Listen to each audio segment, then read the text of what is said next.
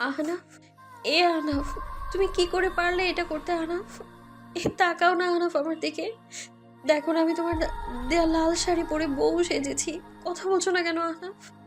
বলে চিৎকার করে কাঁদতে লাগলো চাঁদি। আহনাফ নিশ্চুপ আর তার পাশে দাঁড়িয়ে তার সদ্য বিবাহিত স্ত্রী তানিয়া। পুরো বিয়ে বাড়ি যেন থম মেরে আছে। কি হচ্ছে কেউ বুঝে উঠতে পারছে না। আজ আহনাফ আর চাঁদনির বিয়ে ছিল।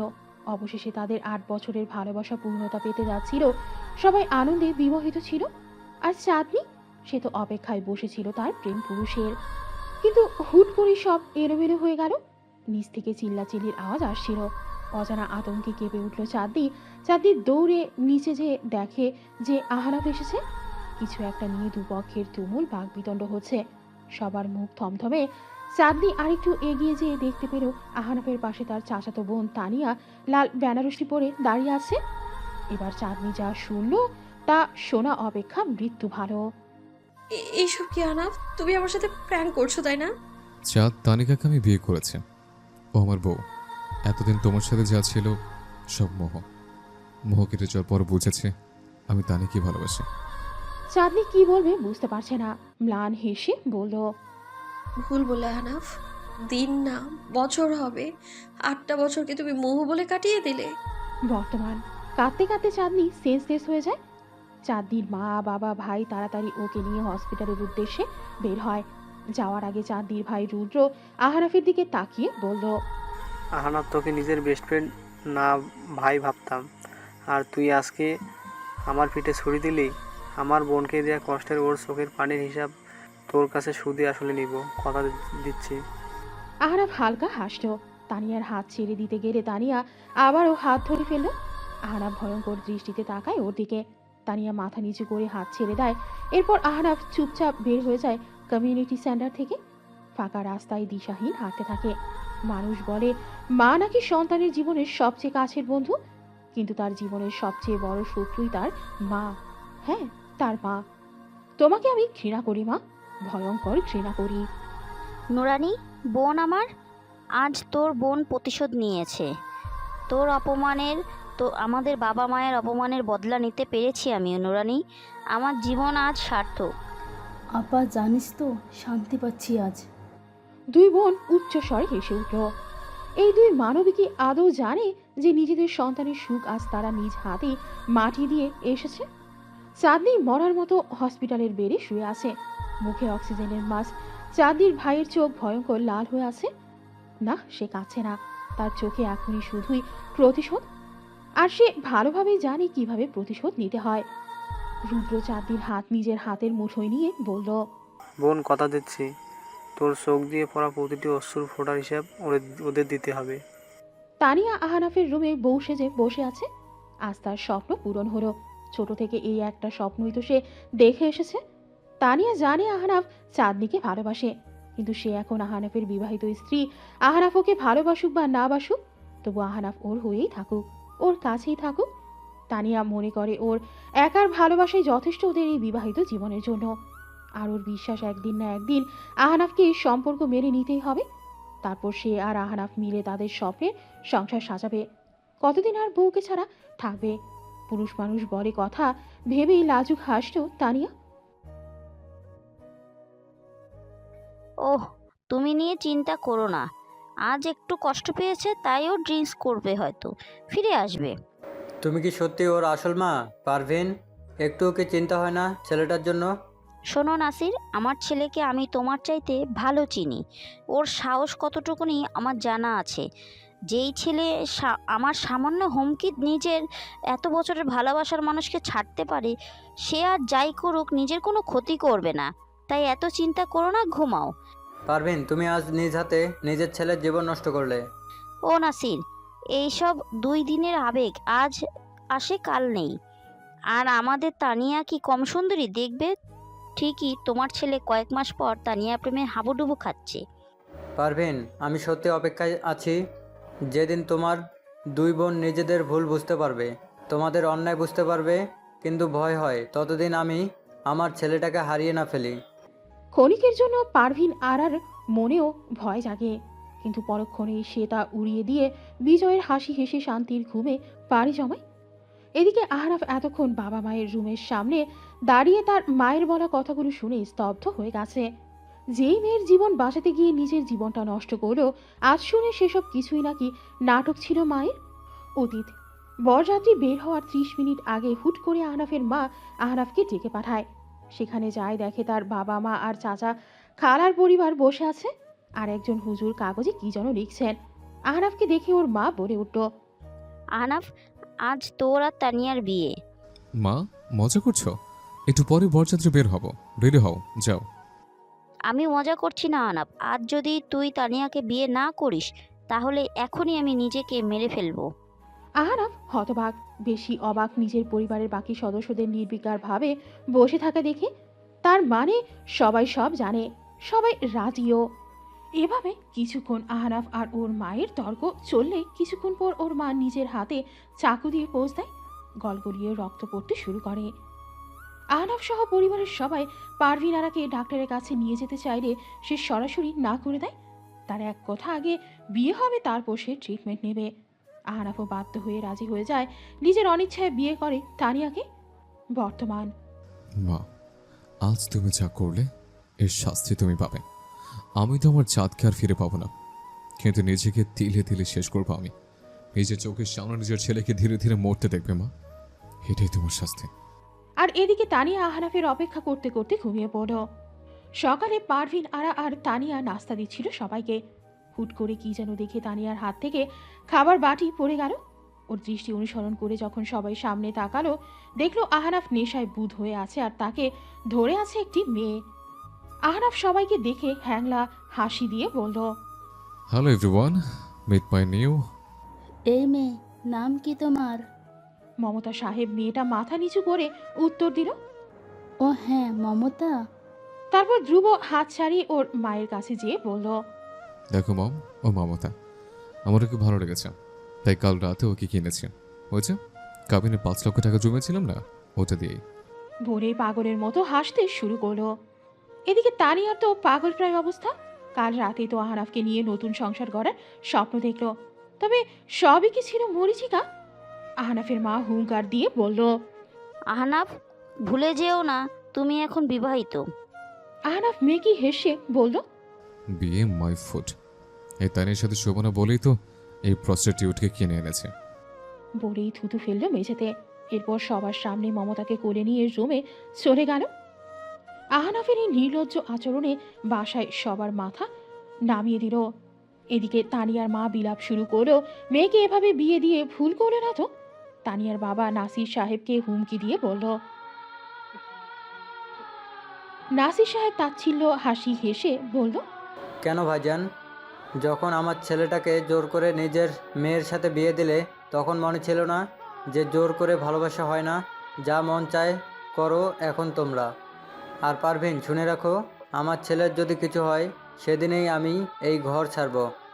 তোমার মতো স্বার্থপর অমানুষের সাথে সংসার করা যায় না। বলে গটগট করে চলে গেলেন নাসির সাহেব। এদিকে পারভিনারা ভাবছেন সত্যি কি ভুল করে বসলেন তিনি। চাঁদ শোন, শরীর এখন কেমন তোর? চাঁদনি নিরুত্তর। জ্ঞান ফেরার পর থেকেই সে কারোর সাথে কথা বলছে না, শুধু সবার দিকে তাকিয়ে থাকে। কে কি? এদিকে আহনাফের অবস্থা শোচনীয়। ভয়ঙ্কর ভয়ঙ্কর ড্রাগে আসক্ত হয়েছে সে, অবশ্য ইচ্ছে করে হয়েছে, যেন এই অন্ধকার জগৎ থেকে আর ফিরতে না পারে। ইদানিং জুয়া খেলাও শুরু করে, ইচ্ছে করে জুয়াতে টাকা হারে। অফিস যায় না 2 মাস, বাসায় যতক্ষণ থাকে নিত্য নতুন মেয়ে নিয়ে আসে। পুরো বাড়ির পরিবেশ শোচনীয়। আর তানিয়া, তার অবস্থা আরও শোচনীয়। পারভিনারা বলেছিল আহনাফ যখন নেশার ঘরে থাকবে তখন যেন আহনাফের কাছে যায়। একবার বাচ্চা আসলে আহনাফ বলতে যাবে, সংসারী হবে। বাচ্চার মুখের দিকে তাকিয়ে তানিয়াও সায় দেয়। পরিকল্পনা অনুযায়ী একদিন রাতে আহনাফের সামনে আবেদনময়ী রূপে হাজির হয়। নেশার ঘরে আহনাফ ধীরে ধীরে তানিয়ার দিকে এগিয়ে যায়। তানিয়াকে চাঁদনি মনে করে কাছে টেনে নিতে থাকে। কিন্তু ওই যে, যতই নেশা করুক, ভালোবাসার মানুষের টানই আলাদা। ধাক্কা মেরে তানিয়াকে বিছানা থেকে নিচে ফেলে দেয়। সারা রাত তানিয়াকে বেল দিয়ে কুত্তার মতো পেটায়। এরপর 3 দিন তানিয়া হসপিটালে ভর্তি ছিল। এরপর থেকে তানিয়া নিজের রুমে একা একা বসে থাকে, সারাদিন চোখের পানি ফেলে। তারপর থেকে আহসান নেশা করে বাসায় আসলে দরজা ভালো করে লাগায়। তারপর রুমে বসেও সারা রাত নেশা করে। সুদর্শন বরিষ্ঠ আহনাফ 2 মাসের মধ্যেই কেমন রোগা হয়ে গেছে, চোখের নিচে দাগ বসে গেছে। কিছু স্বার্থপর মানুষের স্বার্থের বলি হয়েছে এই নিষ্পাপ ছেলেটা। আহনাফের বাবা ছেলের চিন্তায় অসুস্থ হয়ে পড়েছেন। জানেন না কি হবে তার ছেলেটার। রাগে ঘেন্নায় পারভিনারার সাথেও এখন আর কথা বলেন না। মনে মনে কঠিন সিদ্ধান্ত নিয়েছেন, পারভিনারার সাথে সম্পর্ক রাখবেন না, সব ছেড়ে ছুড়ে নিজের বাচ্চাটাকে নিয়ে শহর ছাড়বেন তিনি। এদিকে পারভিনারাও দুশ্চিন্তায় বিভোর। আহনাফ একমাত্র সন্তান তার, মাঝে মাঝে ভাবে চাঁদনিকে ফেরে আনবেন, কিন্তু তখনই তার বোন নুরানি বেগমের উস্কানিতে আরও কঠোর হয়ে যান। নুরানি বেগম তো পড়ে আছেন নিজের প্রতিশোধ আর নিজের ভালোবাসার মানুষকে হারানোর বেদনায়। সে কিভাবে বুঝবে অন্যের সন্তানের ভালো? বোকা পারভিনারাও বুঝল না যে নিজের সন্তানের জীবনে ধ্বংস নিজেই টেনে আনছেন। 1 মাস পর। আজকাল নূরের শরীর খুব একটা ভালো থাকে না, মাথা ঘোরায়, বমি বমি ভাব। হুট করে তার ফোন বেজে ওঠে, দেখে যে তার মা ফোন দিয়েছে। হ্যালো আম্মু, বলো। আজকে রাতেই রওনা দে, কালকে সকালেই তোকে যেন বাসায় দেখি। নূর ভয় পায়, এত তাড়াহুড়ো করে এভাবে মা ডেকে পাঠালো কেন? অজানা আশঙ্কায় বুক কেঁপে ওঠে তার। রুদ্রদের বাসায় প্যাকিং চলছে, সব ব্যবসাপাতি গোপনে সরিয়ে ফেলেছে, নিজের চাকরিও সুইচ করেছে। আর মাত্র 1 দিন, তারপর তার লাস্ট চাল, এরপর ফিনিশ। ভেবেই উন্মাদের মতো হেসে উঠল রুদ্র। গালে হাত দিয়ে দাঁড়িয়ে আছে নূর। বাড়িতে ঢোকা মাত্রই নুরানি বেগম থাপ্পড় দিয়েছে ওর গালে। চোখ দিয়ে অনবরত পানি পড়ছে। কখনো ভাবিনি এভাবে ধরা পড়ে যাবে। ওদিকে ওর বাবা স্তব্ধ হয়ে দাঁড়িয়ে আছে। কোনোদিন কল্পনাও করেনি তার এই বাচ্চা মেয়েটা তার বিশ্বাস ভাঙবে। 2 মাস আগে কোথায় ছিলি তুই? চুলের মুঠি ধরে জিজ্ঞেস করছে নুরানি। আজ নূরের বাবাও কিছু বলছে না। বলছিস না কেন, বল। নূর চুপ করে আছে। ভুলেও যদি রুদ্রর নাম মুখে নেয় তাহলে মা আজকেই কিছু একটা করে বসবে, হয়তোবা সারা জীবনের জন্য হারাবে রুদ্রকে। তাই আপাতত চুপ থেকে পরে রুদ্রের সাথে কথা বলে ডিসিশন নেবে। কাঁপতে কাঁপতে নূর বলল, মা, বান্ধবীরা মিলে কক্সবাজার গিয়েছিলাম। কোন বান্ধবী? আম্মু, ভার্সিটির। নুরানি বেগম চুপ করে কিছু একটা ভাবলেন, তারপর বললেন। নূরের বুঝতে বাকি রইল না মায়ের পরের পদক্ষেপ কি। সে চেনে ভালোভাবেই তার মাকে। পিনে চমকে উঠল। বিকেলবেলা নূর অনেক কষ্টে লুকিয়ে বাসা থেকে বের হয়েছে। তাদের পরিচিত রেস্টুরেন্টের কর্নারের সিটে বসে অপেক্ষা করে রুদ্রের জন্য। 15 মিনিট পর রুদ্র এসে বিরক্তির সুরে বলল, সমস্যা কি নূর? এভাবে তাড়াহুড়ো করে ডাকলে কেন? আমার কি কাজ নেই নাকি? রুদ্র, তুমি এভাবে কথা বলছো কেন? আজ পুরো 3 মাস পর আমাদের দেখা হলো। এসব আজাইরের কথা বাদ দিয়ে আগে বলো, কেন ডেকেছো? রুদ্রর ব্যবহারে নূরের ভেতরটা ফেটে যাচ্ছে। অনেক কষ্টে কান্না আটকিয়ে বলল, রুদ্র, মা আমাকে সন্দেহ করছে। আমার মনে হয় মা এই সপ্তাহেই আমার বিয়ে দিয়ে দেওয়ার চেষ্টা করছে। বলে রুদ্রের দিকে তাকালো। রুদ্র কেয়ারলেস ভাবে বলল। তো নূর যেন আজ অবাকের পর অবাক হচ্ছে, রেগে গিয়ে বলল, তো দিয়ে কি বলতে চাচ্ছ তুমি? রুদ্র, ফাজলামি করছো? তোমার বউয়ের বিয়ের কথা চলছে আর তুমি এখনো এত উদাসীন? শুনো রুদ্র, আমি মোটেই ফাজলামির মোড়ে নই। আমি আমার বাড়ি ছেড়ে এসেছি। আমি আজকেই তোমার বাসায় উঠবো। রুদ্র এবার চেয়ারে আরেকটু আরাম করে বসে বলল, কোন অধিকারে? মানে? মানে কোন অধিকারে তুই আমার বাসায় যাবি? এভাবে তুই তুকারি করছো কেন রুদ্র? আমি বউ তোমার। প্রমাণ কি নূর? কোনো প্রমাণ আছে যে তুই আমার বউ? এবার নূর যেন আকাশ থেকে পড়ল, কাপা গলায় বলল, এসব কি বলছো রুদ্র? তুমি ফাজলামো করছো, তাই না? এবার রুদ্র নূরের দিকে একটু এগিয়ে যেয়ে ওর চুলগুলো কানের পেছনে গুজে দিয়ে ফিস ফিস করে বলল, একদমই না নূর পাখি, তুমি আমার কেউ না, কেউ না তুমি আমার। ওই বিয়ে মিথ্যা, বিয়ের সব সাক্ষী মিথ্যা, যা হয়েছে সব ভুলে যাও পাখি। নূরের এবার চারপাশ ঘুরছে, কাপা কাপা গলায় বলল। কেন করলে এমন রুদ্র? রুদ্র নূরের গাল চেপে ধরে বলল, আমার বোনের প্রতিশোধ নিতে পাখি। পারবি না, আবার শাস্তি তো তাকে তার ছেলেই দিচ্ছে, কিন্তু তোর মাকে শাস্তি দিলাম, আর মেয়েকে তো শয্যাশয়ী বানিয়ে। নূরের কি হলো জানা নেই। এরপর আর একটু টু শব্দও করেনি মেয়েটা। একদম নীরবভাবে রেস্টুরেন্ট থেকে বের হয়ে চলে গেল। এদিকে রুদ্র অবাক, ভেবেছিল নূর চিল্লাচিল্লি করবে, ওকে থাপ্পড় দিবে, অনুনয় করবে, কিন্তু না, মেয়েটার এই নীরব রূপ যে রুদ্রকেও পড়াচ্ছে। কিন্তু পরক্ষণেই তার চোখে ভেসে উঠল চাঁদনির হসপিটালে থাকা দিনগুলোর কথা। ফের ওর মাথায় জেগে বসল প্রতিশোধ শব্দটি। শুধু আজকে রাতটার অপেক্ষা।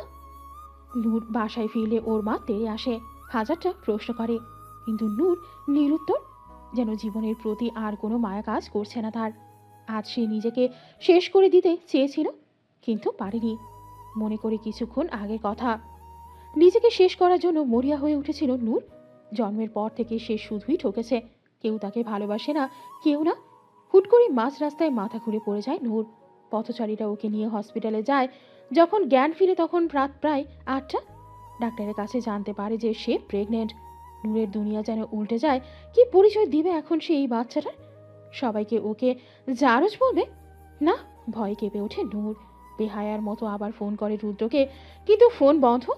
এরপর সরাসরি চলে যায় রুদ্রর বাসায়। সেখানে যেয়ে দেখে গেটে তালা মারা। দারোয়ান বলে রুদ্ররা নাকি দেশের বাইরে চলে যাবে পুরো পরিবার। এবার যেন নূরের মাথায় বাজ পড়ল।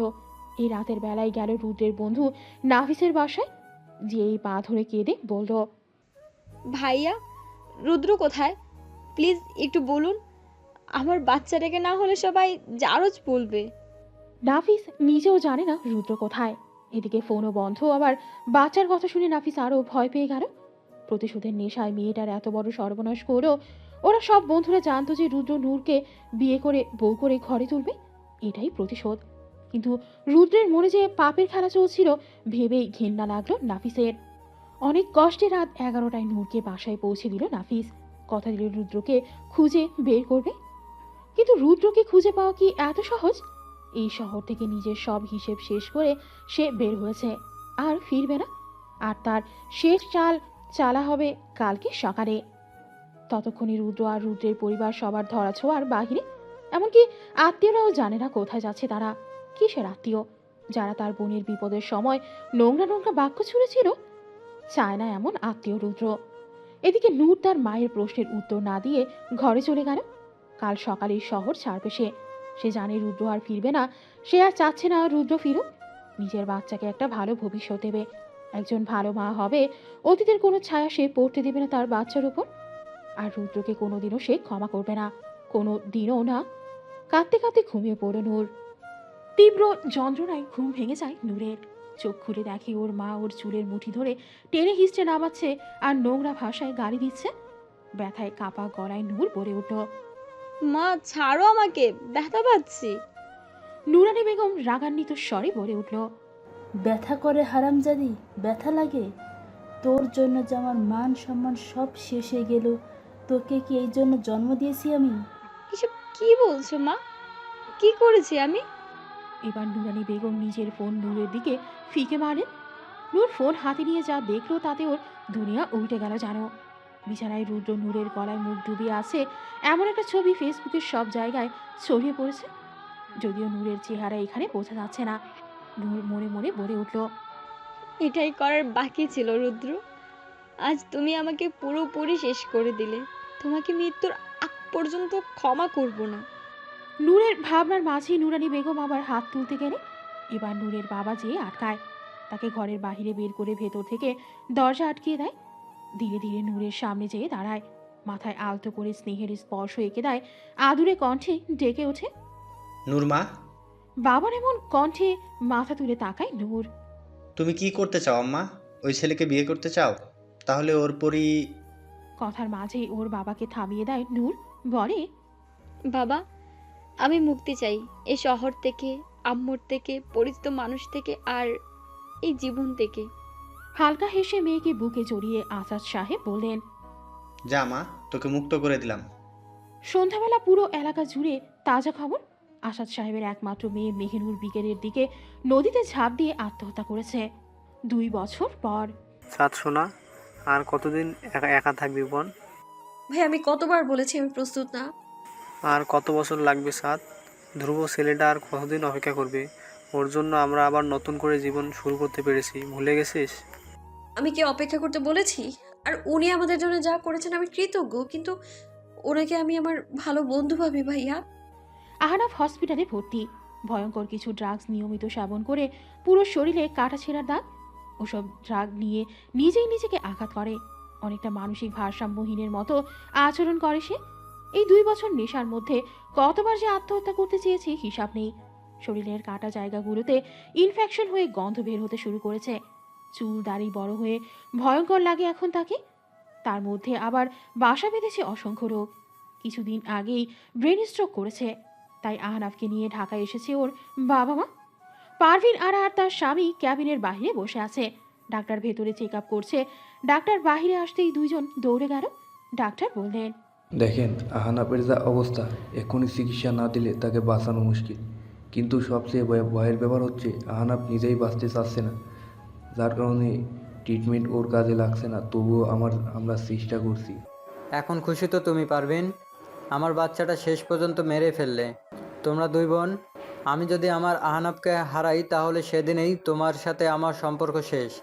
বলে কাঁদতে কাঁদতে কেবিনে গেলেন তিনি। এদিকে পারভিনারা নিশ্চুপ। কি বলবে সে?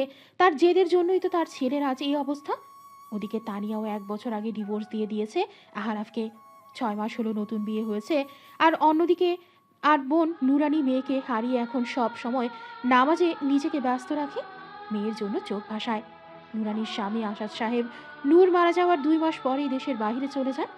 নুরানি হাজার আকুতি মিনতি করেও সে থামেনি। নুরানি নিজের ভুল বুঝতে পারে যে এই মানুষটাকে এতগুলো বছর অবহেলা করেছে সে, ভালোবাসেনি, অপমান করেছে। কিন্তু আজ সে বুঝতে পেরেছে সে অতীত নিয়ে পড়ে থেকে নিজের বর্তমানের সুখ নষ্ট করেছে। স্বামী সন্তান কারো খেয়াল রাখেনি, অযত্ন করেছে সব সময়। আজ সে সন্তানও হারালো, স্বামীকেও। গভীর রাত, সিগারেটের ধোঁয়ায় ভরে গেছে পুরো রূপ। চোখ দুটো লাল হয়ে আছে রুটোর। হাতে তার একটি মেয়ের ছবি। নূর পাখি, আমার নূর পাখি, এই পাখি কথা বলিস না কেন? তোকে খুব মনে পড়ে পাখি। নিজের হাতে তোকে শেষ করেছি আমি। মন চায় নিজেকে মেরে ফেলি, কিন্তু পরিবারের দিকে তাকিয়ে আর পারি না। নিজের প্রতি খুব ঘৃণা হয় জানিস তো। কেন তোকে এই প্রতিশোধের খেলায় জড়ালাম পাখি? তুই তো আমার নির্দোষ বোকা পাখি ছিলি। আচ্ছা, তুই কি বিয়ে করে নিয়েছিস পাখি? জানিস পাখি, ভয়ে তোর খোঁজ নিই না। যদি তোর পাশে অন্য পুরুষকে দেখি তাহলে সেদিনই মরে যাব আমি পাখি। কেঁদে ওঠে রুদ্র। ভালোবাসি তোকে নূর। এইদিকে বাবা, তোমার নাতিকে একটু সামলাও, আমি ভার্সিটিতে যাব। রেডি হতে হবে। আম্মা জান, সুষময় ছেলেটা ভালো। তো আমি কি করব বাবা? মা, বলছিলাম যদি জীবনটাকে আরেকটা সুযোগ দিতি। বাবা, সুযোগ দিয়েছি বলেই তো আজ এখানে আমি, না হলে তো সেদিনই মৃত্যুকে বরণ করতাম, যেদিন আমাকে চূড়ান্তভাবে ভেঙে দিয়েছিল। আচ্ছা বাবা, বাদ দাও এসব কথা। আমি আমার জীবনে আপাতত কাউকে জড়াতে ইচ্ছুক না। আমি আর আমার বাচ্চার সাথে ভালো আছি বাবা। নূরমা। বাবা প্লিজ আমাকে আর নূর বলে ডাকবে না। আমি কতবার বলেছি আমার নাম মেহেরিমা। নূর নামটা শুনতে চাই না আর আমি, বলেই বেরিয়ে গেল নূর। এদিকে ভরা চোখে দাঁড়িয়ে রইল নাসির সাহেব। জানে না মেয়েটার ভাগ্যে কী লেখা আছে। তার মেয়েটা যে জন্মের পর থেকেই দুঃখী। রুদ্রসোনা, মাম্মাম তোমাকে অনেক ভালোবাসে বাবা। তুমি, মাম্মাম আর নান্নান, আমাদের এই ছোট্ট পরিবার, আমাদের আর কাউকে লাগবে না বাবা, কাউকে না। বলেই বাচ্চাকে জড়িয়ে কাঁদতে লাগলো নূর। আজ চাঁদনির বিয়ে। আজ আবারও বউ সেজে এসেছে, তবে আহনাফ নয়, ধ্রুবর জন্য। এই যে আর একটু পর সে আরেকজনের নামে কবুল বলে সারা জীবনের জন্য অন্য কারো হয়ে যাবে। চাঁদনি বিড়বিড় করে বলল, ভালো থেকো আহনাফ। ভাবনার মাঝেই দরজায় টোকা পড়ল। নিচে গাড়ির শব্দ আসছে। বুঝতে বাকি রইল না যে বর এসেছে। সবাই অপেক্ষায় আছে চাঁদনির কবুল বলার, কিন্তু তার গলা দিয়ে কোনো শব্দ আসছে না। সারা শরীর কাঁপছে। অবশেষে সে শক্তি সঞ্চার কবুল বলতে যাবে, এমন সময় কেউ দৌড়ে এসে তার পা জড়িয়ে ধরল। চাঁদনি চমকে উঠে দাঁড়ালো। যখন মানুষটার চেহারা দেখলো, তখন যেন তার মাথায় বাজ পড়ল। অবাক হয়ে বলল, আন্টি আপনি? চাঁদ মা, আমি তোর পায়ে পড়ছি মা, আমার আহনাফটাকে বাঁচা। এবার যেন সবার অবাকের মাত্রা আরও বাড়ল। মা, আমার আহনাফটা আইসিইউতে ভর্তি, অবস্থা ভালো না ওর, ওকে বাঁচা মা। এই পর্যায়ে চাঁদনি আর নিজেকে ধরে রাখতে পারল না। সেও উনাদের মতো কাঁদতে কাঁদতে জিজ্ঞেস করলো যে আহনাফের কি হয়েছে? পারভিন বেগম এক এক করে সব ঘটনা খুলে বলল। কিভাবে প্রতিশোধের নেশায় দুই বোন মিলে চাঁদনির জীবন নষ্ট করতে চেয়েছিল, কিভাবে আহনাফ ধীরে ধীরে মৃত্যুর মুখে গিয়েছে সব। চাঁদনি আর নিজেকে ধরে রাখতে পারল না, পাগলের মতো ছুটতে শুরু করলো মেইন গেটের দিকে। হসপিটালের কমন জোনে বসে আছে সবাই। চাঁদনি আহনাফের অবস্থা দেখে সেন্সলেস হয়ে গিয়েছে। তাকে আরেক কেবিনে ভর্তি করা হয়েছে। ধ্রুবর পরিবার চলে গেছে। হসপিটালে আছে শুধু ধ্রুব, চাঁদনির পরিবার আর আহনাফের বাবা মা। সবার দৃষ্টি এখন পারভিন আরার দিকে। এমন কি হয়েছিল যার প্রতিশোধ নিয়ে এত ভয়ঙ্কর খেলায় মেতে উঠল সে? অতীত।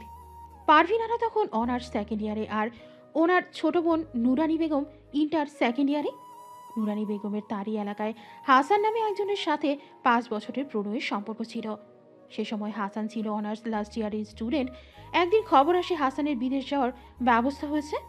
এদিকে নুরানি আর হাসান একে অপরকে প্রচণ্ড ভালোবাসতেন, তাই বিদেশ যাওয়ার আগে তারা দুজন অনেক কষ্টে পরিবারকে ম্যানেজ করে বিয়ে করার সিদ্ধান্ত নেয়।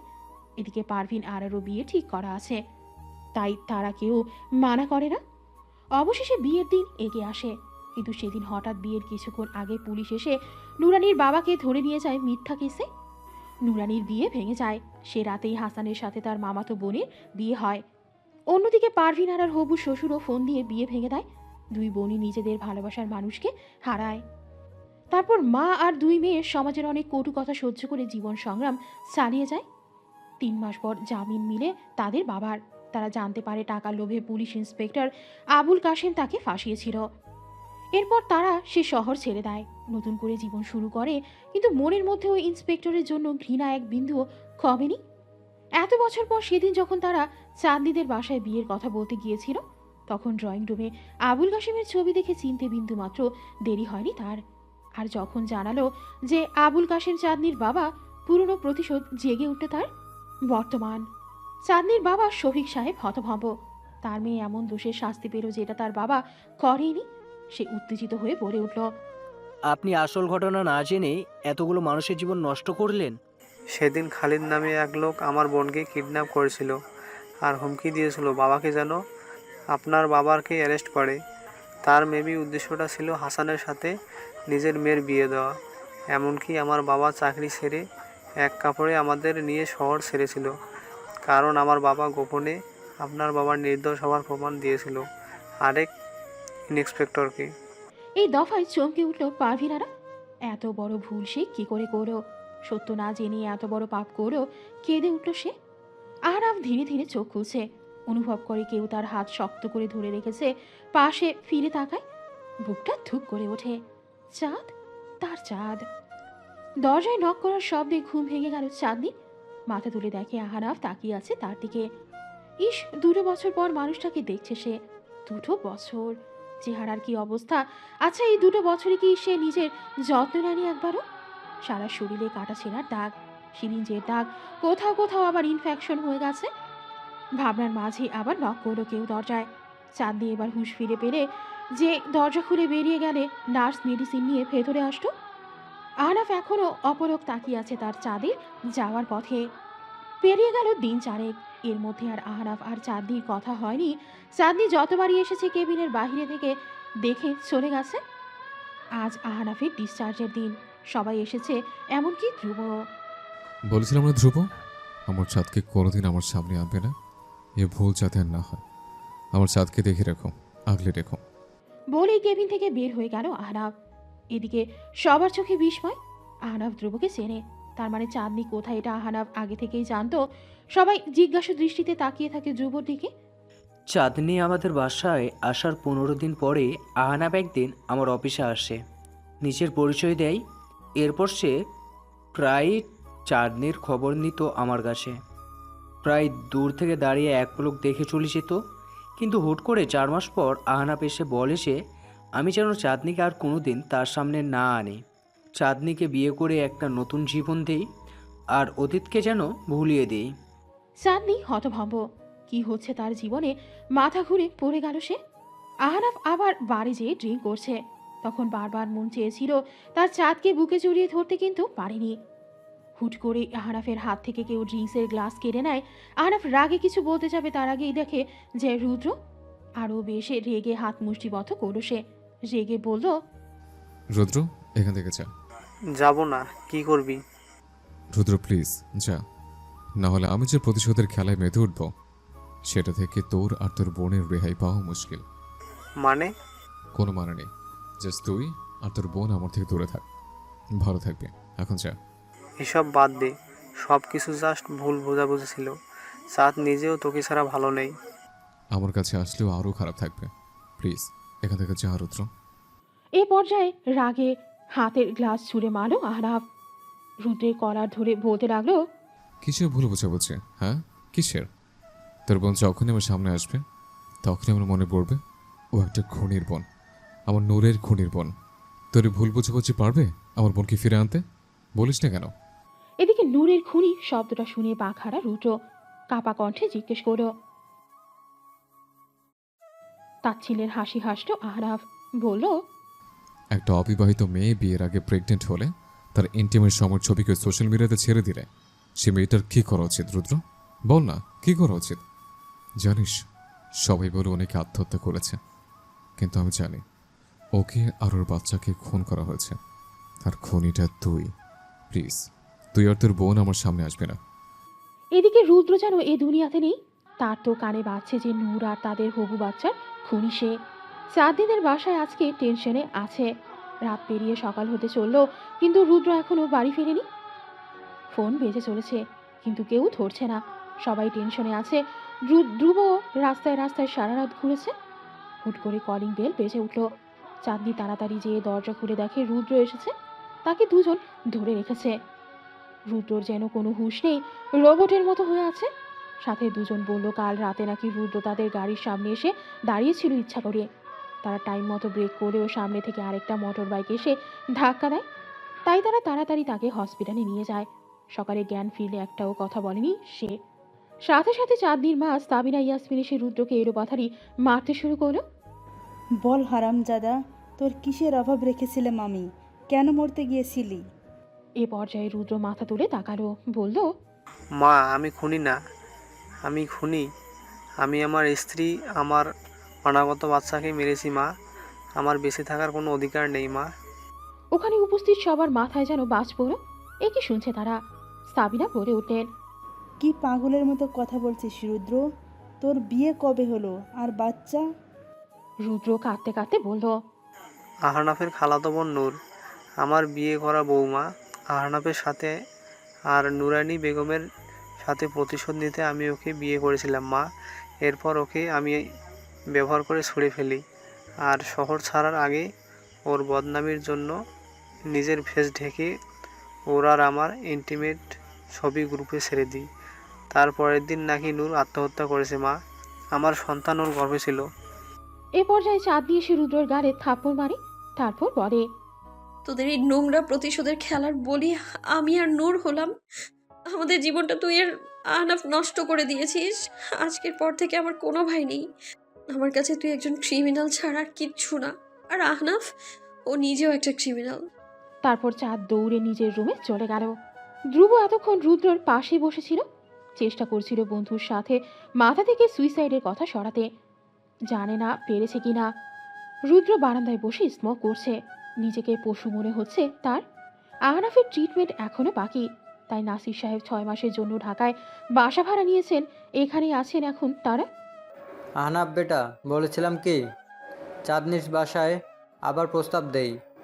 মানে? দেখ বাবা, এসব মান অভিমান বাদ দিয়ে এখন নিজের ভালোবাসার মানুষটাকে নিজের করে নে। চাঁদনিও তোকে ভালোবাসে অনেক বাবা। চাঁদনির নামও যদি আর এই বাড়িতে উচ্চারিত হয় তাহলে আমি বাড়ি ছাড়বো বলে হন হন করে রুমে চলে গেল আহনাফ। চাচ্ছ না? আমি তোর যোগ্য নই রে। শুরুতে জায়গায় জায়গায় ঘা হয়েছে, ড্রাগ ছাড়া চলতে পারে না, 2বার স্ট্রোক করেছে। ডাক্তার বলে দিয়েছে বাঁচব না এইভাবে। কিভাবে নিজের হাতে তোর জীবনটা নষ্ট করে আমি, বলতো? আর আমাদের ভালোবাসার বলি হয়েছে আমার ওর নিষ্পাপ বোন নূর। ওর লাশের উপর দিয়ে কিভাবে তোর সাথে সংসার করবো চাচ্ছ না? বলেই মদের বোতলে মুখ দিল। আজকাল আহনাফের কেন জানি খুব বাঁচতে ইচ্ছে করে। যে মৃত্যুকে সে স্বেচ্ছায় গ্রহণ করতে চেয়েছিল, আজকাল সেই মৃত্যুকেই ভয় পেতে শুরু করেছে সে। কেন জানি চাঁদনির সাথে একই পৃথিবীতে বেঁচে থাকতে ইচ্ছে করছে তার। সেজন্যই তো 1 মাস হলো নিয়মিত ডাক্তার দেখায়, নিজের যত্ন নেয়, ইয়োগা ক্লাস করে, সাইকোলজিস্টের কাছে যায়, আবার ভয় পায় যদি ঠুস করে মরে টরে যায় আবার। রুদ্র, কই রে তুই? একটু অনাথ আশ্রমে এসেছিলাম। আমার বউ বাচ্চার জন্য ছোটোখাটো একটা মিলাদের আয়োজন করেছি। আচ্ছা, ঠিক আছে। আর শোন, কাল সৌন্দর্যের ছোট বোনের বিয়ে, সময় মতো বের হোস। আচ্ছা। ফোন রাখতে গিয়ে হুট করে রুদ্রর চোখ পড়লো একটা 1 বছরের বাচ্চার দিকে। কি মায়াবী! আজ যদি তার বাচ্চাটা বেঁচে থাকতো, তারও তো 1 বছরই হতো। চোখে পানি এসে যায় রুদ্রের। আজ পুরো 2 বছর পর বাংলাদেশে আসলো নূর। তার বুকে রৌদ্র ঘুমিয়ে। নূরের বাবা গাড়ি আনতে গিয়েছেন। অজানা আতঙ্কে বুক কেঁপে উঠল নূরের। অতীত যদি আবার তার সামনে এসে দাঁড়াতো। ধ্রুবর সাথে চাঁদনি ব্যবসার কিছু কাঁচামাল কিনতে এসেছে দোকানে, আর ওর সামনের বিল্ডিংয়েই আহারাফ কাউন্সিলিংয়ের জন্য আসে। আজও এসেছে আহারাফ। ডক্টরের ওয়েটিং রুমে ওয়েট করতে করতে হুট করে জানালা দিয়ে তার চোখ যায় সামনের দোকানে। চাঁদনি আর ধ্রুব কোনো একটা বিষয় নিয়ে খুব হাসছে। এদিকে রাগ হাত মুষ্টিবদ্ধ করে আছে আহারাফ, কিন্তু বেচারা ভুলে গেছে যে নিজেই তো নিজের প্রাণপ্রিয়াকে ধ্রুবর হাতে তুলে দিয়ে এসেছে। ধ্রুব, জি ম্যাম, বলেন। আমার উপর রাগ হয় আপনার? ও মা, রাগ কেন হবে? এই যে আপনাকে বিয়ের আসরে ফেলে চলে গিয়েছিলাম, আমি তো অন্যায় করেছিলাম ধ্রুব। ধ্রুব কিঞ্চিত হেসে বলল, চাঁদ, ভালোবাসার মধ্যে কখনো কোনো বিনিময় প্রথা থাকতে নেই। আমি তোমাকে ভালোবাসি, এর মানে এই না যে তোমাকেও আমাকে ভালোবাসতে হবে। আর আমি তো সব জেনেই তোমাকে বিয়ে করতে গিয়েছিলাম যে তোমার মনে অন্য কারো বাস। চাঁদনি এবার ধ্রুবর মুখের দিকে তাকালো। মানুষটা এত ভালো কেন? একটা মেয়ে নিজের লাইফ পার্টনার হিসেবে এমনই একজন পুরুষ চায়। তখনই চাঁদনির মাথায় তার মায়ের বলা একটা কথা আসে, বিয়ে করো তাকে যে তোমাকে ভালোবাসে, তাকে নয় যাকে তুমি ভালোবাসো। জমকালো আয়োজনে সাজানো হয়েছে সৌন্দর্যদের বাড়ি। সৌন্দর্য ধ্রুবদের ভার্সিটির বন্ধু। ধ্রুব আর রুদ্র মাত্রই পৌঁছালো সেখানে। কি রে, এত লেট কেন তোরা? আরে বলিস না, এই ধ্রুব নায়ক সাজতে গিয়ে দেরি করেছে। 3 জন হেসে দিল। 3 বন্ধু খুন ছুটিতে মেতে উঠল। নূর, তাড়াতাড়ি রেডি হ, বরযাত্রী বের হবে এক্ষুনি। জি ফুপিমণি, আমি রেডি। রোদ্দুরকে রেডি করিয়েই বের হচ্ছি। দেয়ালের সাথে চাঁদনিকে চেপে ধরে আছে আহনাফ। আর চাঁদনিও ছোড়ার জন্য তখন থেকে ছটফট করছে। চাঁদনি যত ধস্তাধস্তি করছে, আহনাফ তত বেশি কাছে যেয়ে ওকে চেপে ধরছে। অবশেষে হার মানে চাঁদনি। আহনাফ যতই অসুস্থ হোক না কেন, ওর শক্তির কাছে চাঁদনি স্থির। আহনাফ চাঁদনির মাঝে মনে হয় আর 1 ইঞ্চিও ফাঁক নেই। আহনাফের গরম নিঃশ্বাস চাঁদনির গালে ঠোঁটে পড়ছে। রাগান্বিত কণ্ঠে জিজ্ঞেস করে, ধ্রুবর সাথে এত কি তোর? চাঁদনির সাথে সাথে মুখ ঘুরিয়ে নেয়, কড়ার স্বরে বলে ওঠে, সমস্যা কি আপনার? এভাবে একটা মেয়েকে বিনা অধিকারে স্পর্শ করতে পারেন না আপনি? অভদ্রতা এগুলো ছাড়েন আমায়। আর ধ্রুব আমার হবু স্বামী, অবশ্যই এতদিনে আমার স্বামী হয়ে যেত। যাই হোক, ছাড়ুন এবার। আহনাফ করুণ চোখে তাকালো চাঁদনির দিকে। একটু দূরত্বে থেকে জিজ্ঞেস করো, কোনো অধিকারী কি নেই আমার চাঁদ?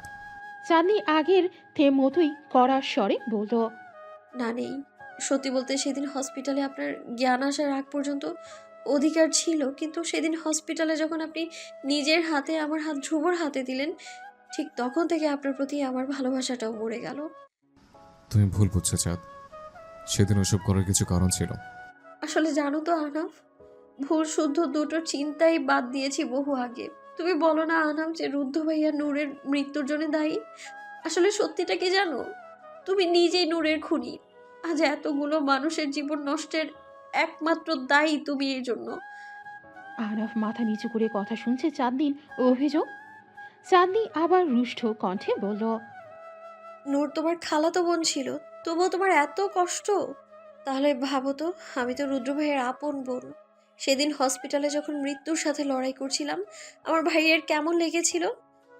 আজ তুমি রুদ্র ভাইয়াকে ব্লেম করো যে নূরের মৃত্যুর জন্য সে দায়ী। তাহলে সেদিন যদি হসপিটালে আমি মরে যেতাম, তখন কে দায়ী হতো তখন আনাফ? আসলে জানো তো, তোমরা মা ছেলে সবগুলোই একই। শুধু নিজেদের কথাই ভাবো, নিজেদের কষ্টের কথাই ভাবো, কিন্তু অন্যেরা কোন সিচুয়েশনে আছে তা তোমরা কোনোদিনও ভাবো না। আর হ্যাঁ, ভুলেও আমার সামনে আসবে না। তোমার মতো কাপুরুষকে আমি আর আমার জীবনে চাই না, যে প্রথমে মায়ের দোহাই দিয়ে আমায় ছেড়েছে আর আরেকবার মৃত বোনের দোহাই দিয়ে। বলেই হনহন করে চলে গেল চাঁদনি। এদিকে নির্বাক তার যাওয়ার পানে তাকিয়ে আছে আহনাফ। আসলেই তো সে নিজেই দায়ী। হুট করে বুকে হাত দিয়ে রাস্তায় লুটিয়ে পড়ল আহনাফ। তীব্র যন্ত্রণার মাঝেও মনে মনে বলল, চাঁদ পাখি, আমাকে ক্ষমা করে দিও। এদিকে আগন্তুকের গলার ভয়ে শুনে পুরো শরীর শীতল হাওয়া বয়ে গেছে রুদ্রর। এবার ভয়ঙ্করভাবে কাঁপছে সে। না, সে ভুল হতে পারে না, এটা তার নূরের কণ্ঠ। বাচ্চাটাকে বুকের সাথে জড়িয়ে পেছনে ঘুরল রুদ্র।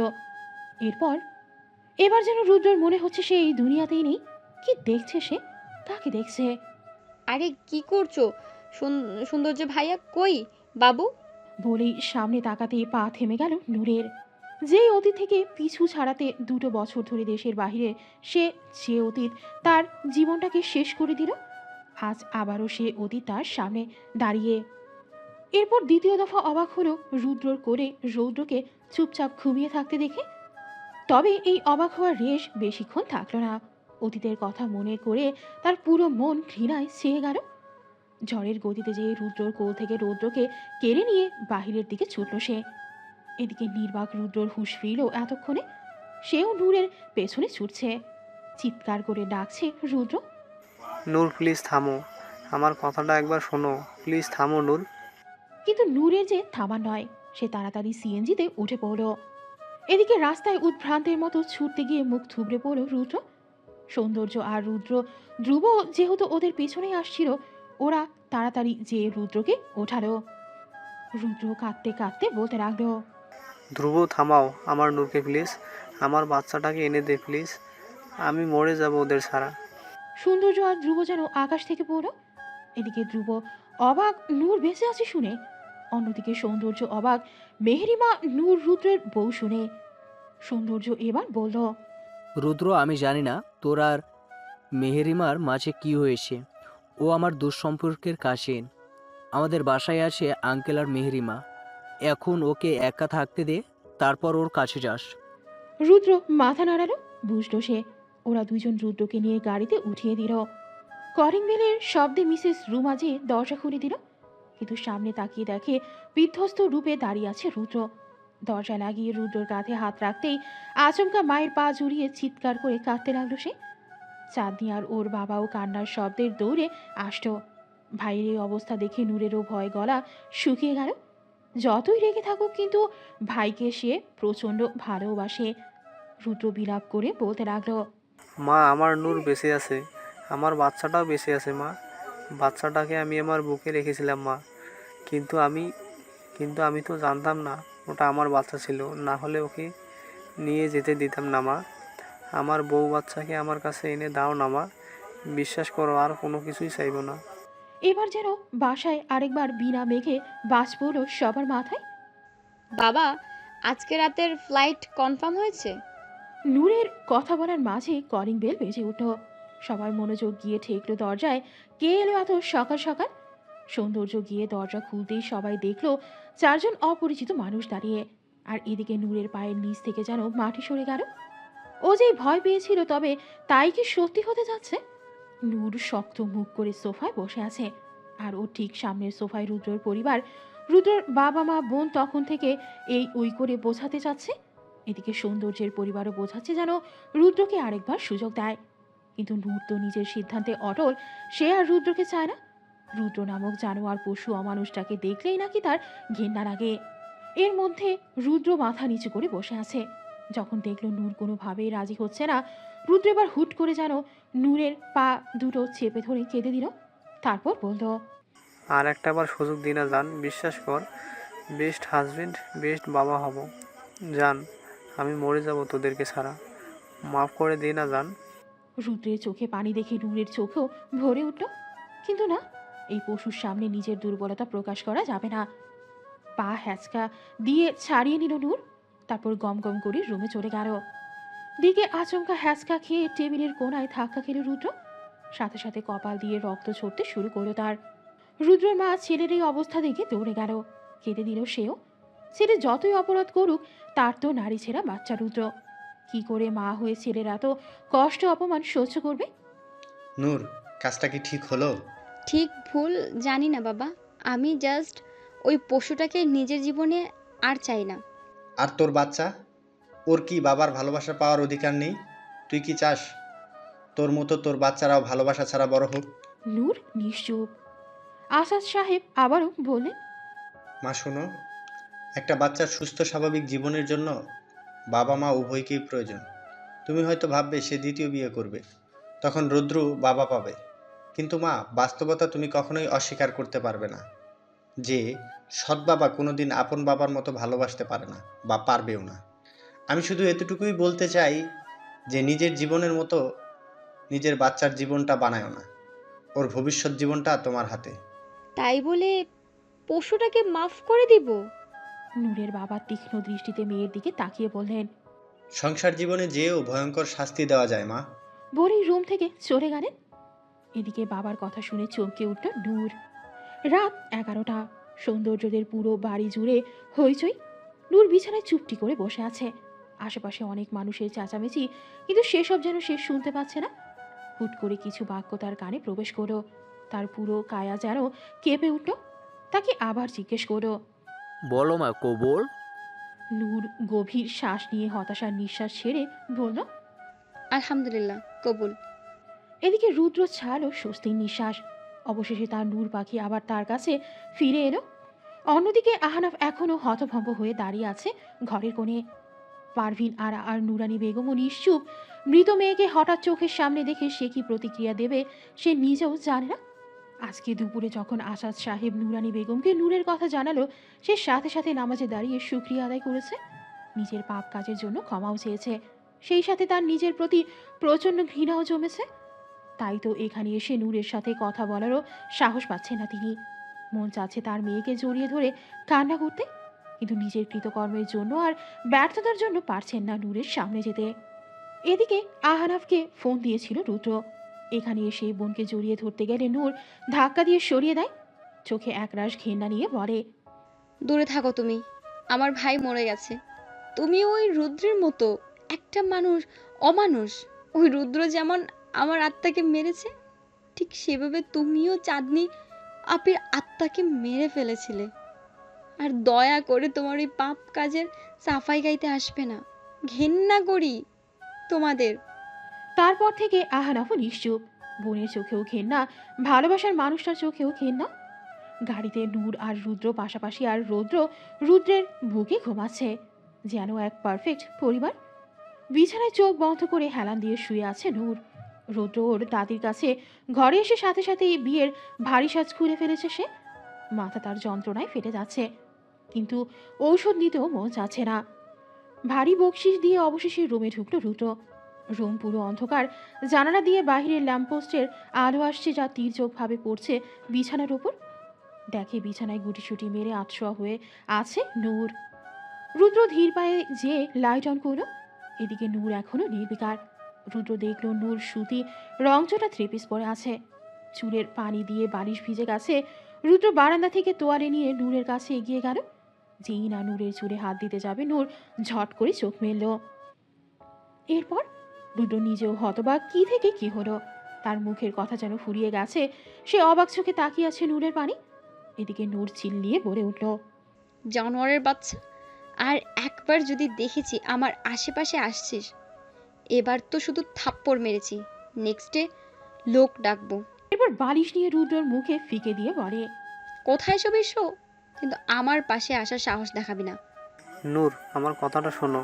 তুই যাবি নাকি আমি এই রুম থেকে বের হব? বাহিরে মেহমান, তাই রুদ্র নিজেও চায় না এটা নিয়ে সিন ক্রিয়েট হোক। তাই বালিশ নিয়ে বারান্দায় রাখা ক্যাম্প খাটে শুয়ে পড়ল। ভাগ্যের কি নির্মম পরিহাস, আজ দুটো মানুষ এক হয়েও তাদের মাঝে এত দূরত্ব। এদিকে নূরের চোখেও পানি। যতই রাগ করুক বা ঘৃণা করুক, ঘৃণার মাঝে যে মানুষটাকে আজও সে প্রচণ্ড ভালোবাসে তা তো সে অস্বীকার করতে পারবে না। এদিকে রুদ্রের চোখেও পানি। সে আজ তার নূর পাখিকে যে চিনতে পারছে না। অবশ্য দোষটা তো তারই। সে নিজেই তার নূর পাখিকে এতটা কঠোর বানিয়ে ফেলেছে।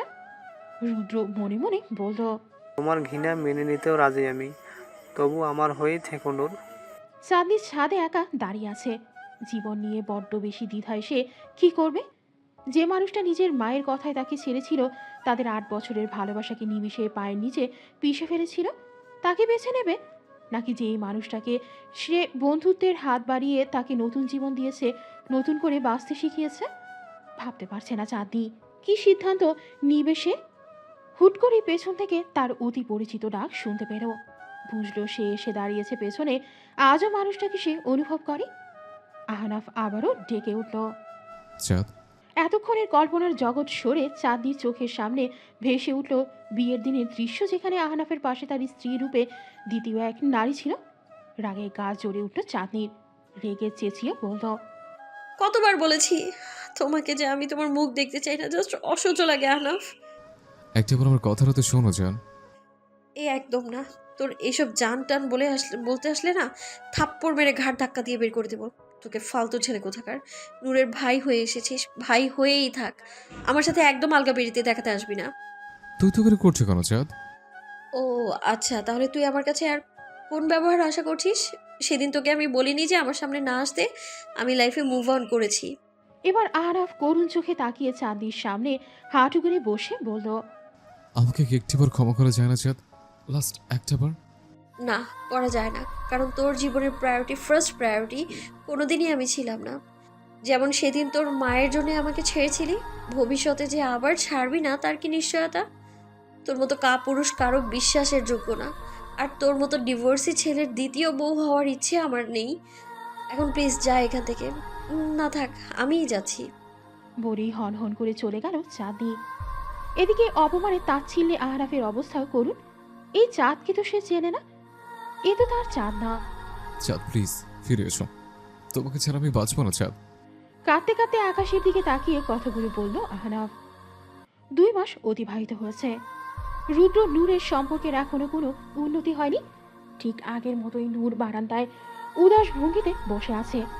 রুদ্র ওর ফুপির কাছে এর মধ্যে নূরের মা 2 বার এসেছিল, কিন্তু নূর কথা না বলে রুমে ঢুকেছিল। মাথা নিচু করে নুরানি বেগম প্রস্থান করেন সেবার। এ নিয়ে নূরের বাবা আসাদ সাহেব বেশ খেপেছেন নূরের ওপর। মানছে সে যে নুরানি বেগম একটা সময় অনেক বড় বড় ভুল করেছে, কিন্তু সে তো এখন অনুতপ্ত।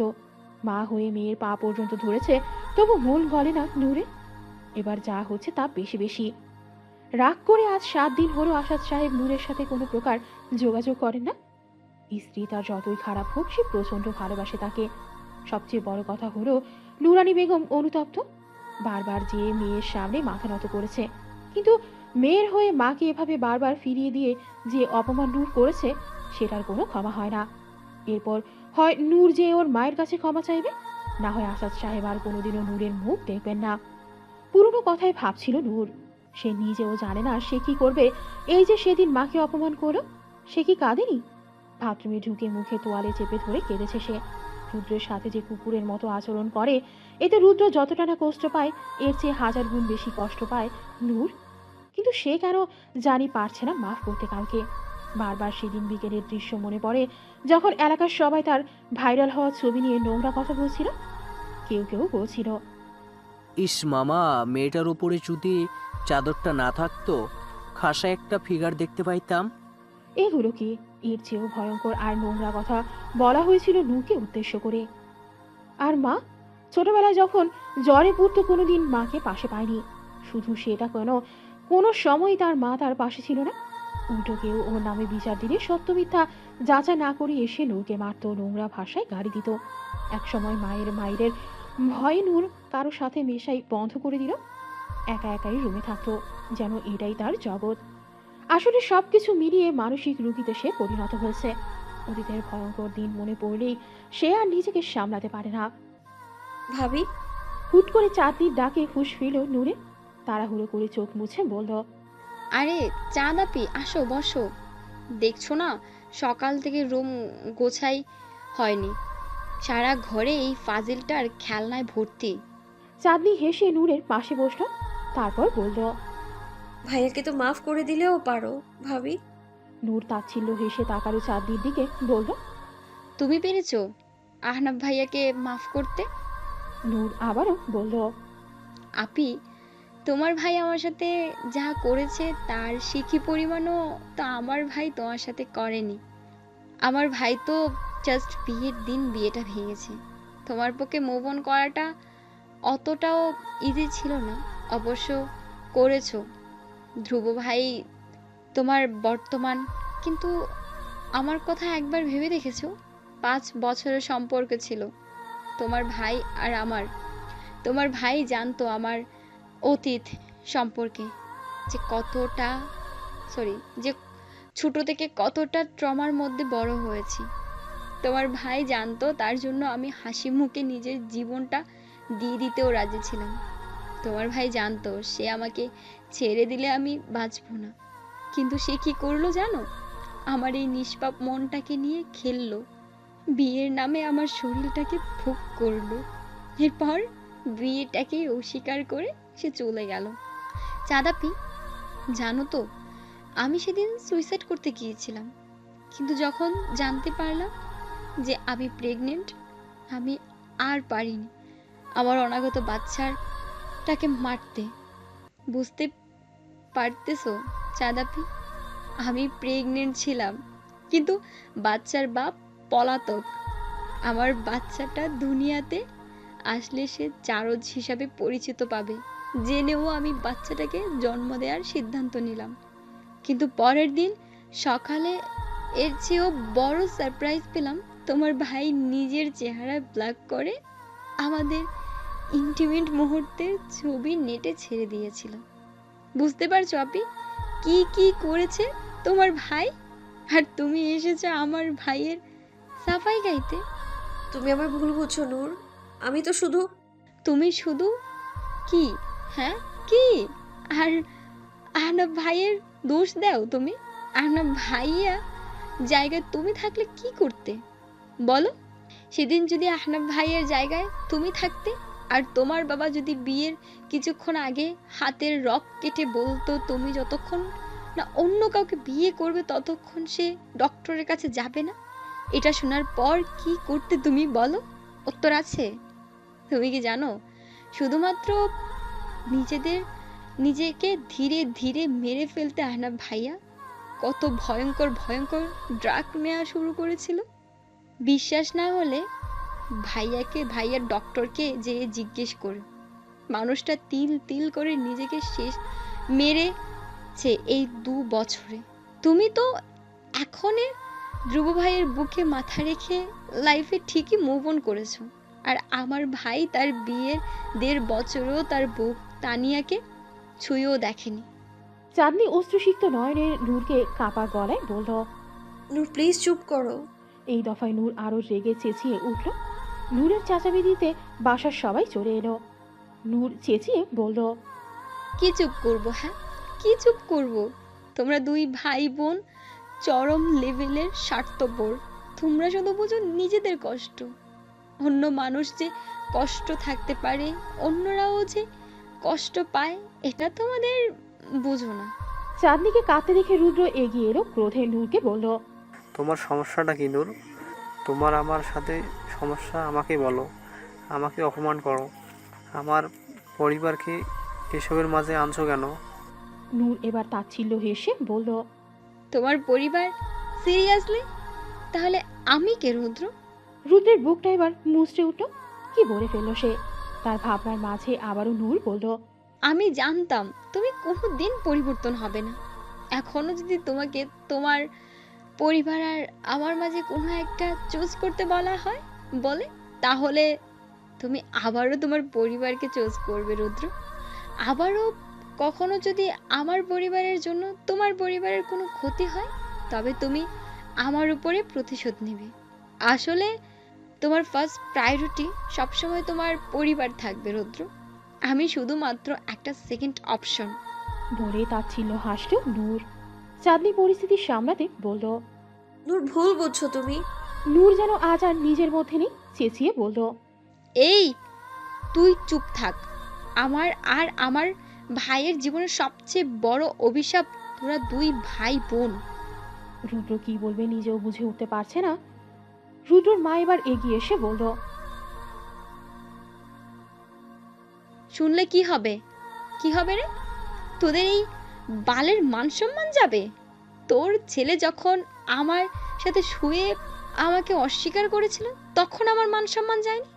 যখন তোর ছেলে আমার পেটে বাচ্চা দিয়ে পালিয়ে গিয়েছিল তখন আমার মান সম্মান যায়নি? যখন তোর ছেলে আমাদের এক বিছানায় শুয়ে আর বলতে পারলো না নূর তার আগেই রুদ্র ওর গালে থাপ্পড় বসালো। নূর যেন আরও খেপে উঠল, চোখ দুটো ক্রমশ লাল হয়ে গেল তার। কিন্তু এবার আর নূর একটা শব্দ উচ্চারণ করলো না, তাচ্ছিল্য হেসে রুম থেকে বেরিয়ে গেল।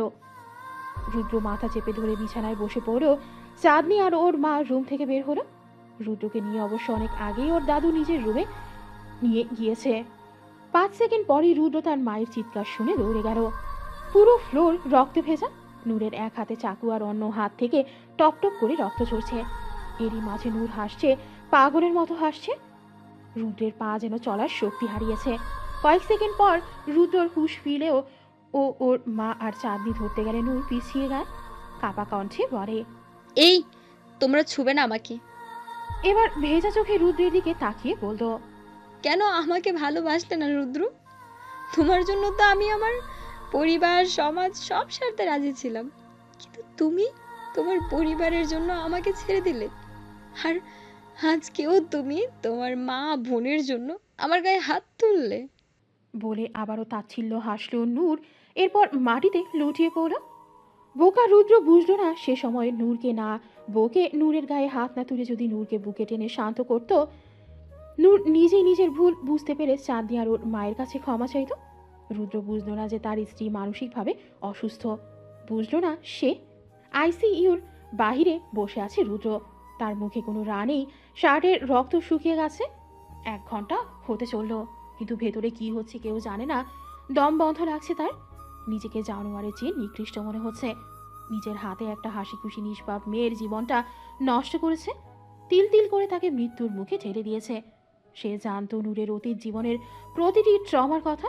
সে তো জানতো মেয়েটাকে বেঁচে থাকার কারণ ছিল সে। কি করতে পারলো প্রতিশোধের আগুনে জ্বলে একটা নিষ্পাপ পবিত্র মেয়ের জীবনকে অন্ধকারে ভরিয়ে দিতে? চাঁদনিও মাথা নিচু করে বসে আছে। আজকে নূরের এই পরিণতির জন্য সে নিজেকেই দায়ী করছে, পরোক্ষভাবে হলেও সে নিজেও দায়ী। শফিক সাহেব নিজেও লজ্জিত যে তার ছেলের জন্য একটা নিষ্পাপ মেয়ে আজ মৃত্যুর সাথে লড়ছে। ওদের ভাবনার মাঝে কেউ রুদ্রকে ডাক দিল। রুদ্র মাথা তুলে দেখে আহনাফ দাঁড়িয়ে, চোখে মুখে ওর জিজ্ঞাসা। আহনাফের মূলত আজ চেক আপের ডেট ছিল, তাই এসেছিল। কিন্তু হঠাৎ করে আইসিইউ এর সামনে চোখ যায় তার, দেখে চাঁদনি রুদ্ররা বসে আছে। রুদ্র সারে রক্ত, অজানা আশঙ্কায় বুক কেঁপে ওঠে তার। আহনাফ আবার রুদ্রকে জিজ্ঞাসা করে, কিরে, কি করছিস এখানে তোরা? রুদ্র যেন বাঘারা কি বলবে সে। মাত্র 2 মাসেই নূরকে মৃত্যুর দুয়ারে টেনে এনেছে সে। সে ব্যর্থ স্বামী, ব্যর্থ সে। চাঁদনি পরিস্থিতি বুঝতে পেরে এগিয়ে গেল আহনাফের দিকে, শান্ত স্বরে বলল, আহনাফ একটু শান্ত হও, আমার সাথে বাইরে এসো বলছি আমি। এবার যেন আহনাফের সন্দেহ আরও গাঢ় হলো। যেই চাঁদনি তার সাথে তুই ছাড়া কথা বলে না, উঠতে বসতে অপমান করে, সে আজ এত ভালো ব্যবহার করছে কেন? তার মানে কিছু তো হয়েছে। এরপর চারপাশে তাকালো, দেখলো চাঁদনি, রুদ্র আর শফিক আঙ্কেল আছে, আর নূর, রৌদ্র আর শামীম আন্টি অনুপস্থিত। না, শামীম আন্টির কিছু হলে তো চাঁদনি এতক্ষণে সেন্সলেস হয়ে পড়ে থাকতো, আর রৌদ্র কিছু হলে তো নূর এখানে থাকতো। তার মানে নূর? চোখ বড় বড় হয়ে এলো আহনাফের। তারপর আইসিইউর দিকে ইশারা করে বলল, নূর। চাঁদনি আস্তে করে মাথা নাড়ালো। আহনাফ মুহূর্তের মধ্যেই রুদ্রর গলা চেপে ধরল। কি বা বলতে যাবে, এরই মধ্যে একজন নার্স বের হলেন। রুদ্র আহনাফকে উপেক্ষা করে দৌড়ে গেল তার কাছে। নার্স বলল, রোগীর অবস্থা ক্রিটিক্যাল, সে রেসপন্স করছে না, ইমিডিয়েটলি এ নেগেটিভ রক্ত লাগবে, আর আমাদের ব্লাড ব্যাংকে এই রক্ত শেষ। আহনাফ হন্তদন্ত হয়ে এসে বলল, আমার রক্তের গ্রুপ এ নেগেটিভ। চাঁদনি পাশ থেকে বলল, তুমি ব্লাড দিতে পারবে না আহনাফ, তোমার ব্লাডের ড্রাগ আছে, তুমি নিজেও অসুস্থ। রুদ্র আহনাফ দুজনের মাথায় যেন আকাশ ভেঙে পড়ল। দুজনেরই যে কলিজার টুকরা নূর। আহনাফ ধ্রুব বসে আছে ক্যান্টিনে। যখন পাগলের মতো ছোটাছুটি করেও কোথাও ব্লাড পাচ্ছিল না, সে সময় ডোনার নিয়ে ম্যাজিক ম্যানের মতো হাজির হয় ধ্রুব। এখন নূর বিপদের বাহিরে, তাকে কেবিনে শিফট করা হয়েছে। রুদ্র ওর পাশে বসে আছে। আহনাফ আজ কৃতজ্ঞ ধ্রুবর প্রতি। নূরের এখনও সেন্স ফেরেনি। কেবিনের বাইরে এসেছে সবাই নূরকে দেখতে। আহনাফ রুদ্রকে প্রেসক্রিপশন বুঝিয়ে দিচ্ছিল, আচমকা থাপ্পড় এসে পড়ল রুদ্রের গাড়ি। আসাদ সাহেব এখনও রাগে কাঁপছেন। পাশে তার নুরানি বেগম আর পারভিনারা। আরেকটা থাপ্পড় মারতে যাবে সেই সময় তাকে যে আটকালো আহনাফ। তারপর অনুরোধের স্বরে বলল, খালুজান প্লিজ, এখানে না, এটা হসপিটাল, শান্ত হন। বুঝলেন আসাদ সাহেব, হাত নামিয়ে নিলেন, বললেন, আমার মেয়েটা মৃত্যুর সাথে লড়ছিল, কিন্তু তুমি বা তোমার পরিবার আমাদের কাউকেই জানাওনি। কি ভেবেছিলে একেবারে মৃত্যুর সংবাদ দিবে? রুদ্র নত মাথায় বলল। বাবা আপনি ভুল বুঝছেন। আসাদ সাহেব আরও রেগে বলে উঠলেন, কি ভুল বুঝছি? হ্যাঁ কি? শোনো ছেলে, বিশ্বাস করে মেয়েকে তোমার কাছে দিয়েছিলাম, কিন্তু মাত্র 2 মাসেই আমার মেয়েকে মৃত্যুর দুয়ারে ঠেলে দিয়েছো। বিশ্বাস ভেঙেছো আমার। তাই এখন আর নূরকে আমি এই নরকে রাখবো না। আজকেই আমি ওকে নিয়ে চলে যাব। এটাই শুধু বাকি ছিল। এখন কি হবে? আবার কি তবে বিচ্ছেদ ঘটবে? কি জানি। অপেক্ষা শুধু নূরের জ্ঞান ফেরার। আপনারা কি আদৌ শিক্ষিত? সত্যি করে বলুন তো। ডাক্তারের কথায় থমথম খেলো সবাই। মেয়েটা যে সিরিয়াস মেন্টাল ডিসঅর্ডারে ভুগছে, আপনাদের কি সে বিষয়ে ধারণা আছে?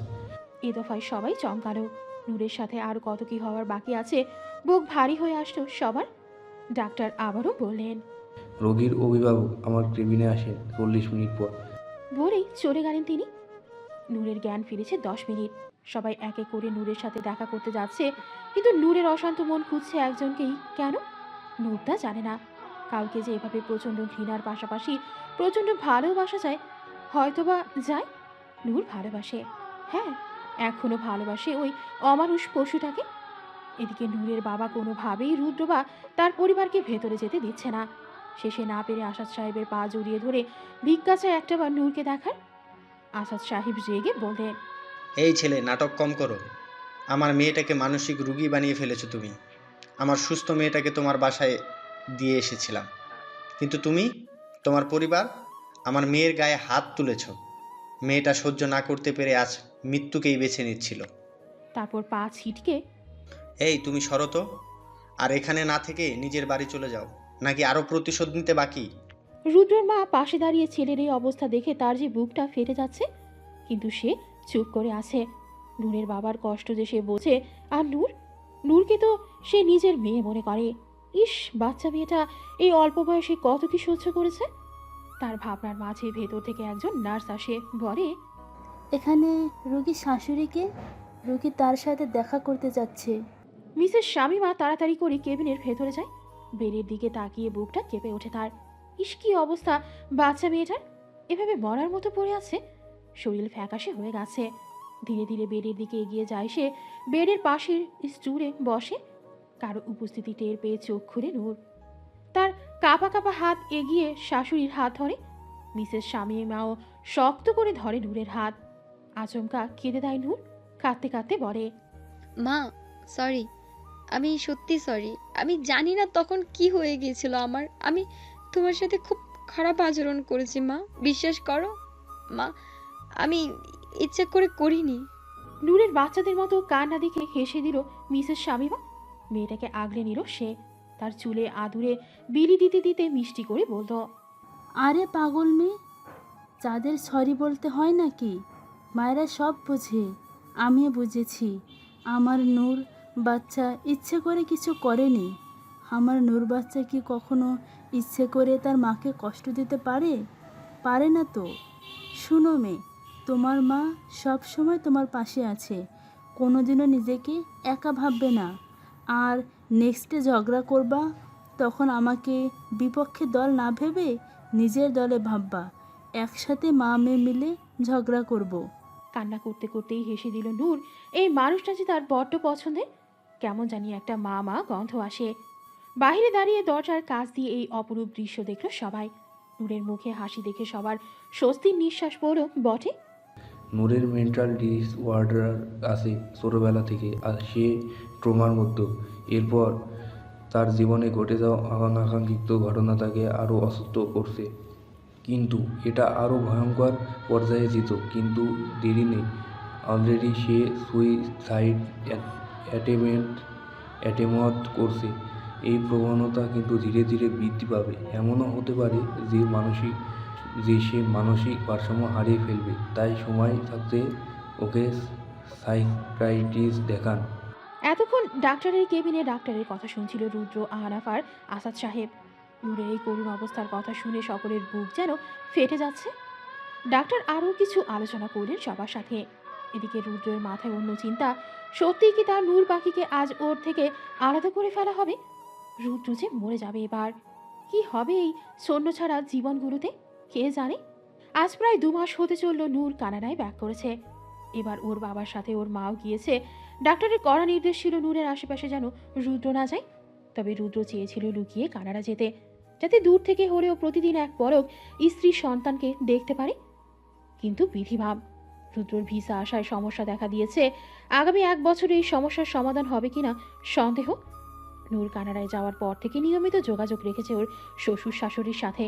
চাঁদনির সাথে যোগাযোগ আছে ওর, তবে যোগাযোগ নিয়ে একমাত্র রুদ্রের সাথে। প্রতিদিন একটা ফিক্সড টাইম করে দেওয়া আছে। ও সময় রুদ্র নূরের বাবার ফোনে ভিডিও কল দিয়ে রুদ্রকে দেখে, আর সেই সময়টুকুতে নূর ওখানের আশেপাশেও থাকে না। ইদানিং রুদ্র যেন যন্ত্র মানবে পরিণত হয়েছে। প্রতিদিন রাত 2টায় বাসায় ফেরে। সারাদিন অফিসে কুত্তার মতো খাটে, আবার বাসায় ফিরে হাই ডোজের ঘুমের ওষুধ খেয়ে ঘুমায়। জীবনের প্রতি মায়া যেন এক প্রকার কেটে গেছে ওর। কেন জানি মনে হয় নূরকে আর ফিরে পাবে না ও। চাঁদনি, আশা করি তুমি বুঝতে পেরেছো আমি কেন রেগেছি। চাঁদনি মাথা নেড়ে না বলে। আজ ধ্রুব হুট করে চাঁদনিকে রেস্টুরেন্টে ডেকে পাঠায়, কি যেন দরকারি কথা আছে। ধ্রুব আবার বলে, চাঁদনি মা আমাদের বিয়ের ব্যাপারে কথা বলতে চাচ্ছিলেন। আমি এ বিষয়ে এখনও কিছু বলিনি, কারণ আমি তোমার মত জানতে চাই। যদিও আমার মনে হয় আমি জানি, তবুও তোমার মুখ থেকে শুনতে চাই। আহনাফকে এখনও ভালোবাসো? চাঁদনির চোখ দিয়ে পানি পড়ছে। ও বুঝে উঠতে পারছে না কি বলবে ও। ধ্রুব এদিকে অধীর আগ্রহে বসে আছে উত্তরের জন্য। আচমকা বলে উঠল, বিশ্বাস করো ধ্রুব, মানুষটাকে ভোলার ঘৃণা করার অনেক চেষ্টা করেছি, কিন্তু পারিনি ওকে ঘৃণা করতে। যখন থেকে ভালোবাসার মানে বুঝেছি, তখন থেকেই আহনাফকে ভালোবেসেছি। আমার কাছে ভালোবাসা মানেই তো আহনাফ। ও আমার অস্তিত্বে মিশে আছে ধ্রুব। আমি চাইলেও ওকে ভুলতে পারবো না। আমি তোমায় চিট করতে চাইনি ধ্রুব, বিশ্বাস করো, কিন্তু আমি যে আহনাফকে কোনোদিনও ভুলতে পারিনি। ধ্রুব হালকা হেসে চাঁদনির মাথায় হাত রেখে বলল, আরে পাগলি, এখানে চিট করার কথা আসছে কোথা থেকে? তুমি কোনোদিনও আমার সাথে কমিটেড ছিলে না, সো সরি ফিল করার কোনো কারণ নেই। আর আমি তো সব জেনেই তোমাকে ভালোবেসেছিলাম, কিন্তু তোমাকে ভালোবাসি বলেছি তোমাকে পেতে হবে এমন না। আমি ভালো থাকবো তোমার খুশিতে, আর তোমার খুশি আহনাফ। আর এবার অন্তত ওকে সেকেন্ড চান্স দাও। বেচারা দোষ না করে অনেক সাফার করেছে, ইভেন শাস্তিও পেয়েছে, নিজেই নিজেকে শাস্তি দিয়েছে। এবার অন্তত ক্ষমা ডিজার্ভ করে ও। ধ্রুবর কথা শুনে কৃতজ্ঞতা হাসি হাসল চাঁদনি। অবশেষে সে নিজের ডিসিশন নিতে সক্ষম হয়েছে। দেখা যাক সামনে কি লেখা আছে কপারে। এদিকে চাঁদনি যাওয়ার পানে তাকিয়ে থাকলো ধ্রুব। কিছু অপূর্ণতার মাঝেও পূর্ণতা থাকে। সে খুশি, অনেক বেশি খুশি ভালোবাসারা ভালো থাকুক। নূর কানাডায় যাওয়ার পরপরই বগুড়ায় ব্যাক করে আহনাফ। সপ্তাহে একবার ঢাকায় যেয়ে চেক আপ করায় আসে, এই আর কি। সে এখানে আবার তার বাবার বিজনেস জয়েন করেছে। এবার পুরো মন দিয়ে বিজনেস সামলাচ্ছে সে। সন্ধ্যা 6:30। অফিসে আহনাফ ওদের এমপ্লয়ের সাথে কথা বলছিল, হুট করে তার গালে একটা থাপ্পড় পড়ল। পুরো অফিসের এমপ্লয়ীদের চোখ কপালে ওঠার মতো অবস্থা। কি দেখলো এটা তারা? এদিকে আহনাফ নিজেও হতভম্ব। সেকেন্ডের মাঝে রেগে সামনে তাকাতেই দ্বিতীয়বারের মতো থমকালো সে। তবে এবার রাগে না, বিস্ময়ে। সামনে আকাশি রঙের 3 পিস পরা এক নারী দাঁড়িয়ে, যে তার অতি পরিচিত, অতি আপন, অতি আদরের। এ যে স্বয়ং তার প্রাণপ্রেয়সী চাঁদ। আহনাফের বিস্ময় কাটতে না কাটতে ওর বুকে ঝাঁপিয়ে পড়ল চাঁদনি। এদিকে অফিসের এমপ্লয়ীদের তো অবাক হওয়ার পালা থামছেই না।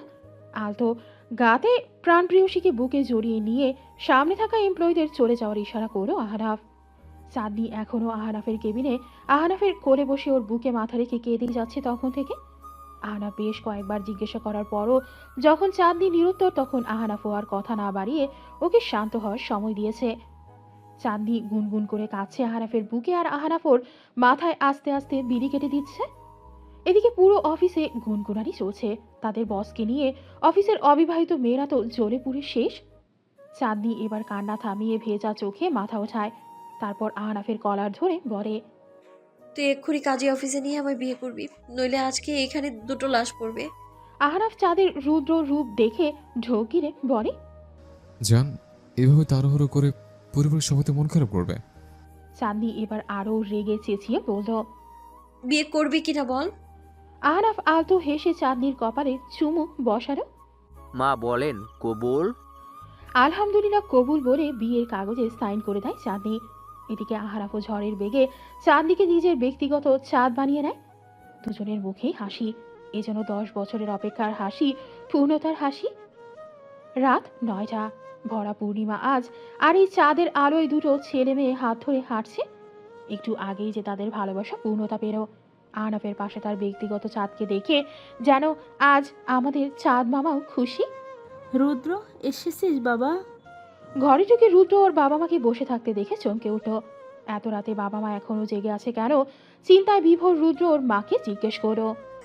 এত রাতে তোমরা জেগে আছো কেন? রুদ্রের মায়ের চোখে পানি চড়িয়ে এলো। ওর বাবা এখনো স্তব্ধ হয়ে বসে আছে। চোখ মুছে রুদ্রর মা বললেন। রুদ্রর মাথায় যেন বাজ পড়ল। সে এখনো বিস্ফোরিত চোখে তাকিয়ে আছে। মিসেস সাবিনা চোখে পানি নিয়েই আবার বললেন, বাবা, চাঁদনির জন্য আমরা শহর ছাড়লাম, আত্মীয় স্বজন সবার সাথে সম্পর্ক ছিন্ন করলাম, এমনকি নিজের আপন ভাইদের সাথেও যোগাযোগ করিনি 2 বছর, শুধু যেন ভুলক্রমে চাঁদের সামনে ওর অতীত না আসে। কিন্তু ও কি করলো এটা রুদ্র? আচ্ছা, ও যদি একবার আমাদের বলতো, তাহলে কি ও যদি একবার আমাদের বলতো যে ও আহনাফকে চায়, আমরা কি মানা করতাম বল? কিন্তু ও এভাবে একা একা বিয়ে করে বসলো কোন হিসেবে? আমরা কি ওর কেউ না? রুদ্রর মা কাছে। রুদ্র তার মাকে বুকে টেনে নিয়ে মাথায় হাত বুলিয়ে সান্ত্বনা দিচ্ছে। ওদিকে রুদ্রের বাবা এখনো থম মেরে বসে আছেন। তারও যে বুকটা ফেটে যাচ্ছে। একমাত্র মেয়ে তার, তার কলিজার টুকরা, কিন্তু মেয়েটা এভাবে তাকে ছাড়াই বিয়ে বসলো। তাদের কি কোনো মূল্য নেই? বাবা মাকে ঘুম পাড়িয়ে ছাদে এসেছে রুদ্র। সিগারেটের ধোঁয়ায় নিজের ক্লান্তি, ব্যর্থতা, অভিযোগ, অভিমান মোছার চেষ্টা করছে। রুদ্রর আজ খুব কান্না করতে মন চাচ্ছে। তার এই ছোট্ট ছাদের চোখের পানির হিসেব নিতেই তো তার নূর পাখির মতো নিষ্পাপ একটা প্রাণকে অর্ধমৃত বানিয়ে ফেলছে। কিন্তু আজ তার চাঁদ বিয়ের মতো এত বড় সিদ্ধান্ত একা নিল। দীর্ঘশ্বাস ফেলে রুদ্র। দিন শেষে বিনা দোষে যদি কেউ যন্ত্রণা ভোগ করে, তাহলে সেটি হচ্ছে তার নূর। নিষ্পাপ মেয়েটার গায়ে কলঙ্ক লেপিয়ে দিয়েছে সে। রুদ্র আজ সাহস করে নূরকে মেসেজ দিল। প্রিয় নূরজান, তোমাকে প্রচণ্ডভাবে ভালোবাসি। আমি জানি যা পাপ করেছি আমি তা ক্ষমার অযোগ্য। শুধু দোয়া করিও যাতে নিজের কৃতকর্মের শাস্তিস্বরূপ সৃষ্টিকর্তা আমাকে মৃত্যু দিক। ভালো থাকিও নূর পাখি। তোমার ব্যর্থ স্বামী রুদ্র। আহনাফ আর চাঁদনি আজ শহর থেকে দূরে গ্রামের মধ্যে একটি রিসোর্টে গিয়েছে। তারা বসে আছে রুম থেকে একটু দূরের পুকুর পাড়ের সিঁড়িতে। আহনাফের কাঁধে মাথা রেখে আছে চাঁদনি। চাঁদনি ক্ষণে ক্ষণে নাক টানছে। আহনাফ বুঝলো তার চাঁদ কাছে। আলতো করে মাথায় হাত বুলিয়ে বলল, কি হচ্ছে জান? চাঁদনি এবার আরো জোরে কেঁদে দিল। তারপর ফোপাতে ফোপাতে বলল, আমি আজকে আব্বু আম্মু ভাইয়াকে অনেক কষ্ট দিয়েছি আনাফ। আমি জানি ওরা সবাই কেঁদেছে। আহনাফ সান্ত্বনার স্বরে বলল, আগে যা হয়েছে বাদ দাও, আগে সবার রাগ কি করে ভাঙাবে ভেবে দেখো। চাঁদ এবার বলে, নিজেকে না অনেক স্বার্থপর লাগছে আনাফ, যে বাবা মা আমায় সুস্থ একটা জীবন দিতে নিজের এলাকা ছাড়লো। আজ তাদেরকে রেখেই আমি এত বড় সিদ্ধান্ত নিলাম। যে ভাই শুধু আমার চোখের পানির হিসেব নিতে এত বড় পাপ করলো যে আজ তার নিজের জীবনটাই ছন্ন ছাড়া। আজ তাকে রেখেই আমি নিজের জীবন গুছিয়ে নিয়েছি আনাফ। কিন্তু আমার আর কি করা ছিল বলো? এত কষ্টে সাহস করে সিদ্ধান্ত নিয়েছি নিজের ভালোবাসাকে দ্বিতীয় সুযোগ দেওয়ার। যদি আবার এলোমেলো হয়ে যায় সবটা, ভয় হয় জানো তো আনাফ, হারানোর ভয় হয়। আহনাফ হাত বাড়িয়ে চাঁদনির চোখের পানি মুছে বলল, চিন্তা করো না, আমাদের থেকে যেহেতু সবকিছু শুরু, আমরাই আবার সব গুছিয়ে দেব। এই দফায় মাথা তুলে চাঁদনি বলল, আনাফ, আমি একটা সিদ্ধান্ত নিয়েছি। আহনাফ ইশারায় জিজ্ঞেস করল, কি? চাঁদনি বলল, যতদিন না ভাইয়া আর নূর ভাবি এক হচ্ছে, আমি তুমিও আলাদা থাকবো। আহনাফ এবার চাঁদনির দিকে তাকিয়ে ওর কপালে আলতো করে চুমু খেয়ে বলল, আপনি যা বলিবেন তাহাই করিব রানী সাহেবা। চাঁদনি জিজ্ঞেস করলো। তুমি কি রাগ করেছো? আহনাফ দুপাশে মাথা নাড়িয়ে বলল, একদম না জান, আমার বোন, আমার রেস্টুরেন্ট রুদ্র, কেউ ভালো নেই। আমি কি স্বার্থপর মতো একা একা ভালো থাকবো বলো? আমিও চাই রুদ্র আর নূর আবার এক হোক, অন্য 10টা দম্পতির মতো সুখী সংসার করুক। এতক্ষণ পর হাসলো চাঁদনি, আবার নিশ্চিন্তে মাথা রাখতো তার প্রাণপ্রিয়র কাঁধে। কি হবে সামনে কে জানে।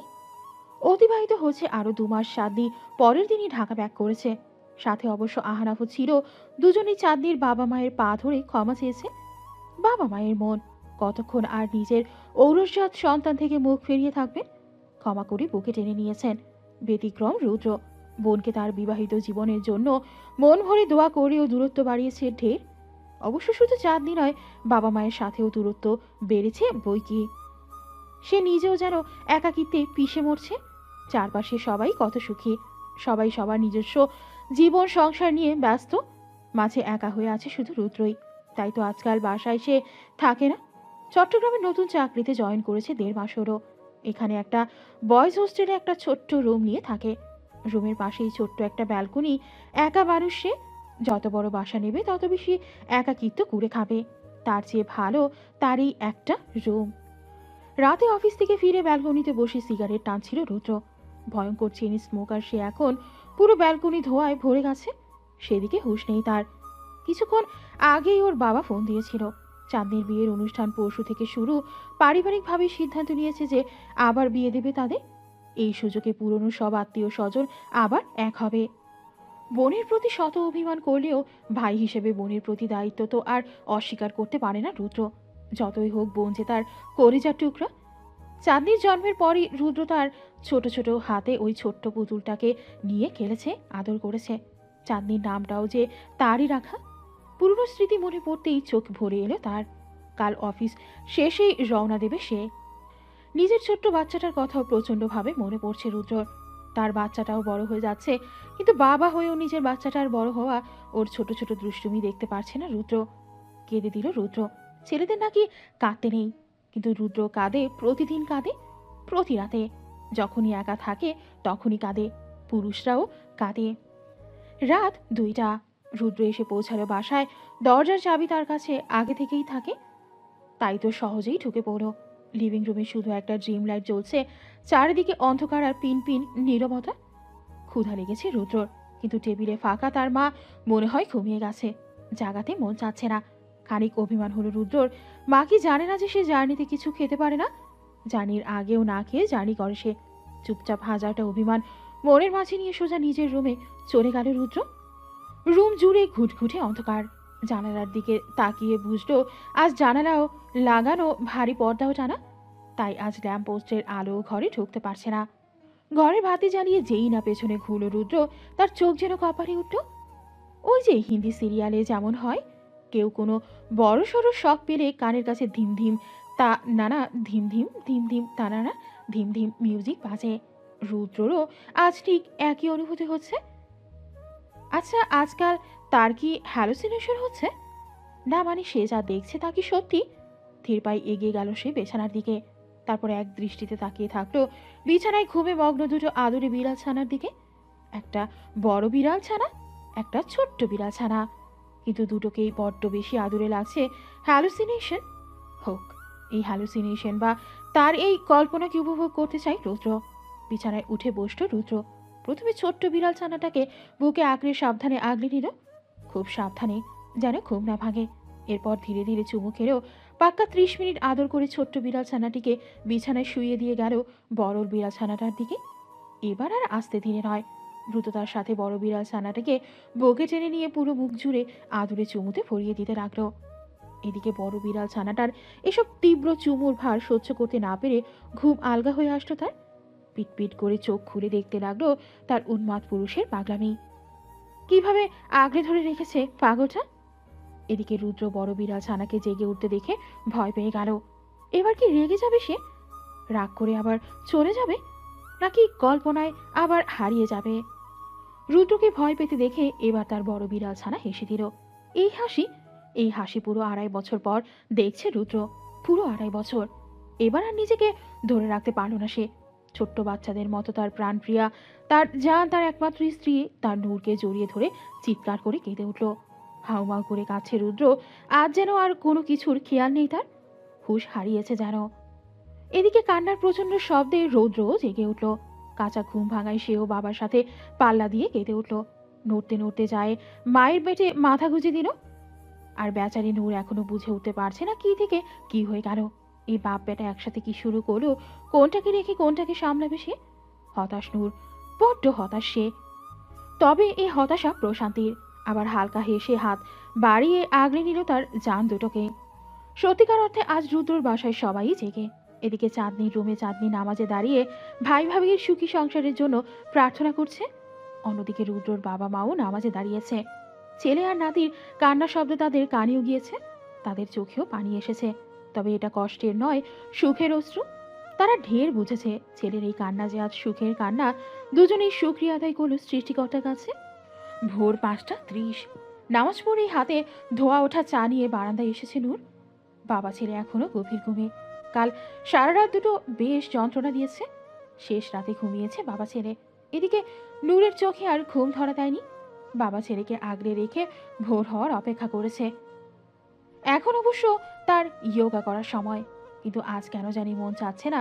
ডক্টর স্মিথ শুনলে অবশ্য বেশ রাগ করবে।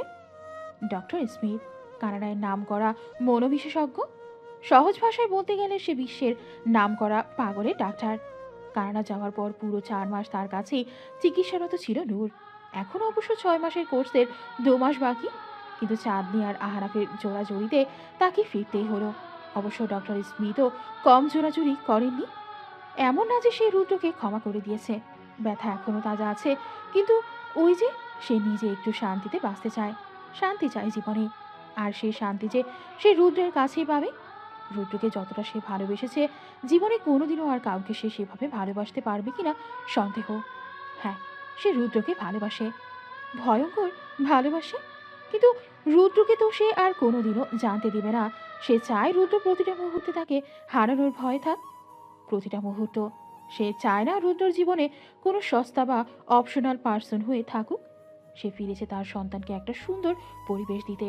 সে চাইলেই মুভ অন করতে পারত, কিন্তু রুদ্র যতটা ভালোবাসা দেবে, অন্য কেউ হাজার চাইলেও সেটা করতে পারবে না। ডক্টর স্মিথ তাকে অনেক কিছু শিখিয়েছে নিজের নীতিকে জীবন বাঁচতে। না, সে আর আগের ওই বোকা নূর নেই যে সামান্য কিছুতে কষ্ট পেত, কান্না করত। তাকে কেউ কাঁদালে সে আরও 10 গুণ বেশি তা ফেরত দেবে। নূর আর সস্তা নেই, নূর আর বোকা নেই। সে আর অতীতকে মনে করতে চায় না, অতীতকে বর্তমানে টেনে এনে নিজের বর্তমান নষ্ট করতে চায় না। সে নতুন করে জীবন শুরু করার প্রত্যয় নিয়েই এসেছে। নূরের ভাবনার মাঝেই একজোড়া হাত তার কোমর জড়িয়ে ধরল। অতপর নূরের কাঁধে নিজের মাথা রাখলো। একটা দুটো করে অসংখ্য চুমু দিতে লাগলো নূরের কাঁধে। হঠাৎ করে নূর নিজের কাঁধে ভেজা কিছু অনুভব করলো। তৎক্ষণাৎ পেছনে ফিরে দেখে রুদ্র চোখ মুছছে। আলতো করে রুদ্রর গালে হাত রেখে বলল, কাঁদছো কেন?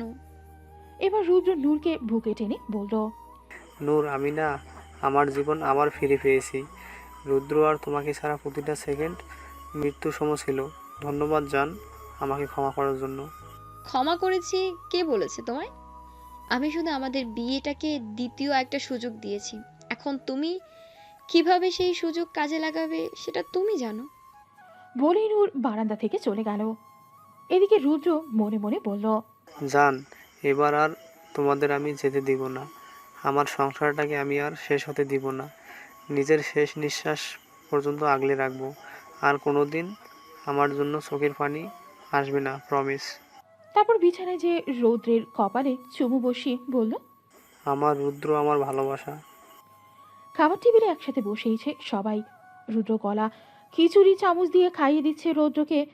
অবশ্য খাইয়ে দিচ্ছে কম, সারা শরীরে মাছে বেশি। নূর নিজের খাবার খাচ্ছে আর বারবার বাবা ছেলের কাণ্ড দেখছে। এদিকে রুদ্রর মার চোখে অজান্তেই ঝাপসা হলো। খুশি সে, আজ সে প্রচণ্ড খুশি। সবার অগোচরে চোখ মুছে এবার সে সবাইকে উদ্দেশ্য করে বলল, আমি একটা সিদ্ধান্ত নিয়েছি। সবাই এবার জিজ্ঞাসাসূচক দৃষ্টিতে তার দিকে তাকালো। মিসেস সাবিনা বললেন, আমি চাই চাঁদনি আনাফের বিয়ের সাথে রুদ্র নূরেরও বিয়ে হোক। সবাই রাজি, কিন্তু নূর বেঁকে বসলো, বলল, মা আমি রাজি না। প্রথমত আমি পুরোপুরি সুস্থ না, মানসিক বা শারীরিক কোনোভাবেই। দ্বিতীয়ত প্রত্যেক মেয়ের বিয়ে নিয়ে অনেক ফ্যান্টাসি কাজ করে। আমার ছিল, যদিও সেসব পূরণ হয়নি। যাই হোক, আমার ভাগ্যে ছিল না। কিন্তু আমি চাই না চাঁদনি আপুর বিয়ের সব সময় চাঁদনি আপু ছাড়া অন্য কেউ কাউকে ফোকাস করুক। আমি চাই দিনটা যেন শুধুমাত্র তার হয়েই থাকুক। আর আমারটা যখন সময় আসবে দেখা যাবে। আপাতত আমি প্রস্তুত না। নূরের যুক্তি শুনে সবাই সম্মতি প্রদান করে। এদিকে এতক্ষণ রুদ্র অবাক হয়ে শুনছিল বউয়ের কথা। তার ভোলা ভালা বউ এতটা স্ট্রেট ফরওয়ার্ড হয়ে গেছে। ভয় হয়, অজানা ভয়। না, সে কিছুতেই এবার নিজের সংসারটাকে হারাবে না, কিছুতেই না। গোধূলির শেষ প্রহরে ঝুম বৃষ্টি নেমেছে শহরে। আধার আর আলো আর মিলেমিশে একাকার। আর সাথে মুহূর্তটাকে প্রাণবন্ত করেছেই ঝুম বৃষ্টি। গোধূলি বেলার বৃষ্টি নূরের বরাবরই বেশ প্রিয়। আগে ছোট থাকতে সে অপেক্ষায় থাকতো কখনই বৃষ্টি নামবে। যেই না বৃষ্টি নামতো, নূর দৌড়ে যেয়ে ইনস্ট্যান্ট কফি বানিয়ে আর হাতে হুমায়ুন আহমেদের বই নিয়ে যেয়ে তার রুমে জানালার পাশে রাখা টেবিলে যেয়ে বসতো। তারপর পুরো জানালা খুলে দিত। এদিকে বাহিরে আধার রাজত্ব করত ধীরে ধীরে। তার সাথে পাল্লা দিয়ে আকাশ ভেঙে বৃষ্টি নামতো। আর এদিকে কফি খেতে খেতে সামনে উপন্যাস রেখে নূর তা উপভোগ করত। পুরনো কথা মনে করে আনমনেই হেসে দিল নূর। সব খারাপের মাঝেও তার এই একাকী জগৎটা বেশ ছিল। ওই জগৎটা যে একদম তার নিজের হাতে গড়া। আজও গধূলি বেলায় বৃষ্টি নেমেছে। বাসার সবাই গিয়েছে বিয়ের শপিংয়ে। এই তো 10 মিনিট আগেই বেরোলো। চাঁদনি রৌদ্রকেও সাথে নিয়ে গেছে। 4 দিন এই ছেলেটা ফুপির বেশ ন্যাওটা হয়ে গেছে। নূর বাসায় থেকে গেছে। সকাল থেকেই শরীরটা খারাপ লাগছে। যদিও ওর শাশুড়ি মায়ের সাথে থেকে যেতে চেয়েছিল, কিন্তু নূর রাজি হয়নি। জোর করে তাকে পাঠিয়েছে। নূরের আজ মন চাচ্ছে লাল টুকটুকে শাড়ি পরে পায়ে আলতা দিয়ে চুলগুলো ছেড়ে দিয়ে বৃষ্টিতে ভিজতে ভিজতেই তাড়াহুড়ো করে বাসায় ফিরেছে রুদ্র। শপিং মলে যাওয়ার পর যখন শুনল নূর আসেনি, ওর শরীর খারাপ, 2 মিনিটও আর থামেনি সে। সাথে সাথেই রওনা দিয়েছে।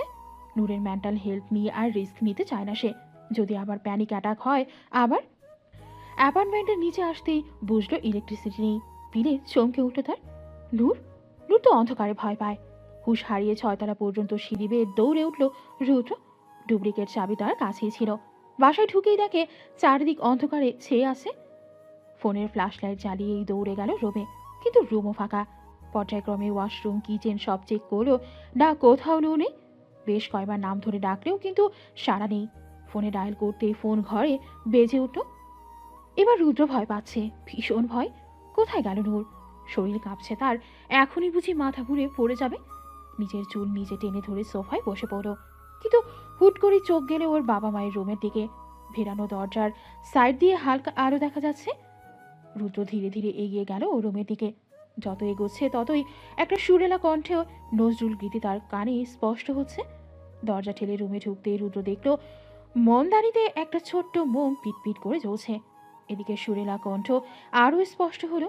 না, এবার রুদ্র চিনতে পারল এই সুরেলা কণ্ঠের মালিককে। এই কণ্ঠের গান যে সে দীর্ঘ 5টা বছর ধরে শুনে এসেছে।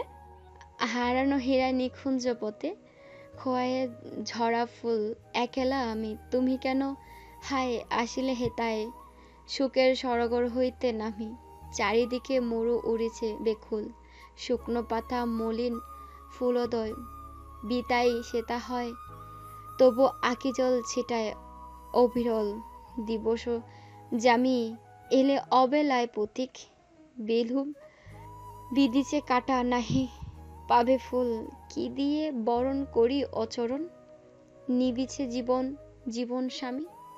রুদ্রর বাবা মায়ের ঘরের পাশে একটা ছোট্ট ছাদ রয়েছে। রুদ্র বুঝলো সেখানে আছে তার নূর পাখি। গানের সুরে মুগ্ধ হয়ে এগিয়ে গেল সেদিকে। রুদ্র থমকালো। যতবার বিজলি চমকালো তার আরো চারিদিকে ছড়ালো, ততবারই চমকালো। এ কেমন রূপ! এ রূপে যেমন অগ্নির ন্যায় ঝলসানোর ক্ষমতা রাখে, আবার বরফের ন্যায় শীতল স্বচ্ছ অনুভূতিও জাগাতে সক্ষম। এ কি কোনো মানুষ, নাকি অগ্নি থেকে বের হওয়া অগ্নিকন্যা, নাকি স্বর্গ থেকে নেমে আসা কোনো পরী? রুদ্র ভুলে গেল নিঃশ্বাস নিতে। মন্ত্রমুগ্ধ হয়ে বৃষ্টির মধ্যে সামনে এগিয়ে গেল। এদিকে ছাদের মাঝে দাঁড়িয়ে লাল শাড়ি পরে বৃষ্টির মধ্যে দাঁড়িয়ে গানের সুর করে নৃত্যে মগ্ন রমণীর চারিদিকে কোনো কিছুর হুঁশ নেই। সে যেন আজ মাতালের ন্যায় হয়ে আছে। আচমকা কেউ কোমর পেঁচিয়ে টান দিল তাকে। হঠাৎ এরকম হওয়ায় ভয়ে সামনে তাকালো সে। চোখ তুলে সামনে তাকিয়ে দেখে রুদ্র। বৃষ্টির পানি রুদ্রের মুখ চুইয়ে তার মুখে পড়ছে। রুদ্রের চোখে যেন আজ নেশা, ভয়ঙ্কর নেশা। নূর রুদ্রকে দেখে কিছু বলতে যাবে, তার আগেই তার ওষ্ঠধয় আঁকড়ে হলো সে। নূর বলল, মুখের কথা মুখেই থেকে গেল তার। এত বছর পর প্রাণ পুরুষটাকে এত কাছে পেয়ে হুঁশ হারালো সেও। সাড়া দিল রুদ্র ডাকে। এতে যেন রুদ্র আরো ব্যাপরোয়া হলো। আরো আরো ধীরে ধীরে নিজের হাত দুটো দিয়ে রুদ্রকে আঁকড়ে ধরল নূর। আচমকা নূরকে কোলে তুলে নিল সে। দুজনের মুখেই আজ কোনো রানী। তারা দুজনেই যেন প্রচণ্ডভাবে চাচ্ছে একটি নতুন শুরু, একদম নতুন। নূরকে পাজা করে নিয়ে পা বাড়ালো নিজেদের রোমের দিকে। এদিকে নূর এখনো এক দৃষ্টিতে তাকিয়ে আছে রুদ্রের দিকে। রুদ্র ধীরে ধীরে নূরকে বসালো বিছানায়, তারপর সেও নূরের চোখের দিকে তাকালো, যেন অনুমতি চাচ্ছে। মনে পড়ে গেল এর আগেও এমনি একটি বৃষ্টির রাত এসেছিল তাদের জীবনে, ঠিক এমনি। ভেতরটা আবার মুচড়ে উঠল তার। কয়েক মুহূর্তের জন্য ভাবলো না, সে সেই আগের ঘটনার পুনরাবৃত্তি হতে দিতে চায় না। এখনই সরিয়ে দেবে রুদ্রকে, কিন্তু পরক্ষণেই রুদ্রর চোখ জোড়া তাকে বিমোহিত করল। হাত বাড়ালো নূর। অনুমতি পেয়ে রুদ্রর আগলে নিল তার নূর পাখিকে, রাঙিয়ে দিল ভালোবাসার রঙে। বাহিরে ঝড়ের বেগ বাইরেছে, প্রচণ্ড বাতাস আর বৃষ্টি। প্রকৃতি যেন নতুন করে সেজে ওঠার প্রস্তুতি নিচ্ছে। নতুন, সব নতুন। সারা রাত ঝুম বৃষ্টি হয়ে সকালেও ঝিরিঝিরি বৃষ্টি পড়ছে। চাঁদদিনা কাল ফিরতে ফিরতে রাত 12টা বেজেছিল। পিটপিট করে চোখ খুলল নূর, কিন্তু নড়ার মতো অবস্থা নেই তার। দুই বাপ বেটা ঝাপটে ধরে আছে। এখনই বাপ বেটায় ওকে নিয়ে যে টানা হেঁচড়া করে, নূরের তো চিন্তা হয় কয়দিন পর রুদ্র যখন আরেকটু বড় হবে তখন দুই বাপ বেটা মিলে ঝগড়া লাগাবে। একজন বলবে আমার বউ, আরেকজন বলবে আমার মাম্মা। মেকি রাগ দেখিয়ে নূর উঠতে গেলে রুদ্র ওকে আরও জোরে চেপে ধরে। ঘুম ঘুম কণ্ঠে বলে, ঘুমাও তো, এত নড়ছো কেন? বলে আবার ঘুমের দেশে পাড়ি দিল। নূর এবার রাগ দেখিয়ে ঠেলতে শুরু করলো, বলল, আর ছাড়ো তো, আপুর গায়ে হলুদ আজকে, কত কিছু বাকি প্রিপারেশনের। রুদ্র এবার চোখ পিট পিট করে খুলে বলল, আমি তো জানতাম গায়ে হলুদ সন্ধ্যার পরে। তোমরা যে ভোর 5টায় টাইম চেঞ্জ করে প্রোগ্রাম রেখেছো তা তো জানতাম না। রুদ্রের টিটকারিতে নাক ফুলালো নূর, বলল, সরো অসভ্য পুরুষ। বলে সুরসুর করে উঠে গেল। রুদ্র বিছানাতে শুয়ে শুয়েই হাসল। তারপর ঘুমন্ত রৌদ্রের কাছে গেল, উপর হয়ে রৌদ্রের কপালে গালে শরীরে ধীরে ধীরে চুমু বসালো। ফিসফিসিয়ে বলল, আমার রোদ বাচ্চা, বাবার কলিজা, বাবার জান, বাবা বেস্ট, বাবা হব জান। বাথরুমের দরজায় দাঁড়িয়ে বাবা ছেলের এই সুন্দর দৃশ্য চোখ এড়ালো না নূরে। মনে মনে ভাবল, মাঝে মাঝে সম্পর্কে দ্বিতীয় সুযোগ দেওয়া সুন্দর, ভালোবাসার মানুষটাকে দ্বিতীয় সুযোগ দেওয়া সুন্দর। না, ভয়ঙ্কর সুন্দর। স্টেজে বসেছে চাঁদনি। ছেলের বাসা থেকে এখনো হলুদ আসেনি, তাই মেহেদির প্রোগ্রাম শুরু হয়েছে। দুপাশে দুজন মেহেদি আর্টিস্ট বসেছে, তার হাত ভর্তি করে মেহেদি দিয়ে দিচ্ছে তারা। কিছুক্ষণ পরেই সবার দৌড়াদৌড়ি শুরু হলো। ছেলেপক্ষ হলুদ নিয়ে এসেছে বলে কথা, সবাই ব্যস্ত হলো আপ্যায়নে। ছেলেপক্ষের সবার সামনে নূর, হাতে হলুদের বাটি তার। নূর আগেই বলে দিয়েছে যে সে ছেলেপক্ষের হয়ে সব অনুষ্ঠানে যোগ দিবে। নূরকে দেখে হাসলো চাঁদনি, কিন্তু পরক্ষণেই সে হাসি মিলিয়ে গেল পাশের মানুষটিকে দেখে। মনে পড়ল সেদিনের তিক্ত স্মৃতি, তার তিক্ত অতীত। নূর হয়তোবা বুঝলো হলুদের বাটি শাশুড়ির হাতে দিয়ে দ্রুত আসলো চাঁদনির কাছে। ওর হাত চেপে ধরে বলল, আপু রাগ করিও না, তানিয়া জেদ করছিল ও আসবে, আর আমিও নিজেও লাইফে মুভ অন করছে, সবার কাছে ক্ষমাও চেয়েছে। চাঁদনি মাথা আলতো হেসে বলল, সমস্যা নেই ভাবি, আমি ফেস করতে পারবো। দূরে রৌদ্রকে করে নিয়ে দাঁড়িয়ে রুদ্র দেখছে এদের কাহিনী। সে নিজেও বিরক্ত হলো নূর আর আহনাফের প্রতি। এত শুভ্র একটা দিনে তানিয়াকে আনলো।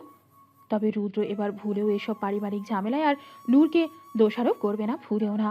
সে চায়ও না এসব বিষয় নিয়ে নূরের ওপর বিনা কারণে রাগ ঝেড়ে নিজের বউ বাচ্চাকে, নিজের ছোট্ট সংসারটাকে আবার হারাতে। তাই রাগ ঝাড়তে কল দিল আহনাফকে। চাঁদনি আর নূরের কথার মাঝে ওখানে আসলো তানিয়া। এসে চাঁদনির পাশে বসলো সোজা। তারপর নূরকে উদ্দেশ্য করে বলল, নূর, একটু যা তো, আমাদের কথা আছে, আর মেহেন্দি আর্টিস্টদেরও একটু রেস্ট নিতে দে। নূর তানিয়ার কথা শুনে চেতে গেল, বলল, তানিয়া আপি বলেছিল তুমি বাড়াবাড়ি করবে না। অলরেডি তোমাদের জন্য আমরা চারজন অনেক সাফার করেছি। দয়া করে আমাদের লাইফে আর অশান্তি করো না। এসেছো, খাবার দাবার খাও, তারপর চলে যাও।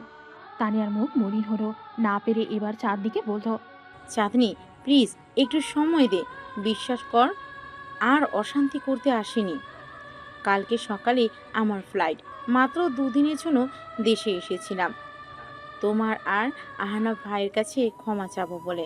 চাঁদনি নরম হলো, নূরকে ইশারায় যেতে বলল। নূর এবার ঘাবড়ে গেল, ভয় পাচ্ছে আবার যদি কোনো অঘটন ঘটে। ওর তো কোনো দোষ নেই। গাড়িতে ওঠার সময় হুট করে খালামণি আর কাকিমণি তানিয়াকে ওদের সাথে গাড়িতে তুলে দিল। নূর কিছু বলার সুযোগও পায়নি, কারণ নাজমুল দুলাভাই ওখানে দাঁড়িয়েছিল। কিন্তু রুদ্র কি তা বুঝবে, বুঝতে চাইবে? রুদ্র যদি ওকে ভুল বোঝে, আবার যদি ওর পরিবারের জন্য নূরকে একা ছেড়ে দেয়। ঘামছে নূর, এবার পুরনো স্মৃতি মনে পড়ছে। প্যানিক করছে সে, তাই তাড়াতাড়ি দৌড়ে নিজের বেডরুমে ঢুকলো সে।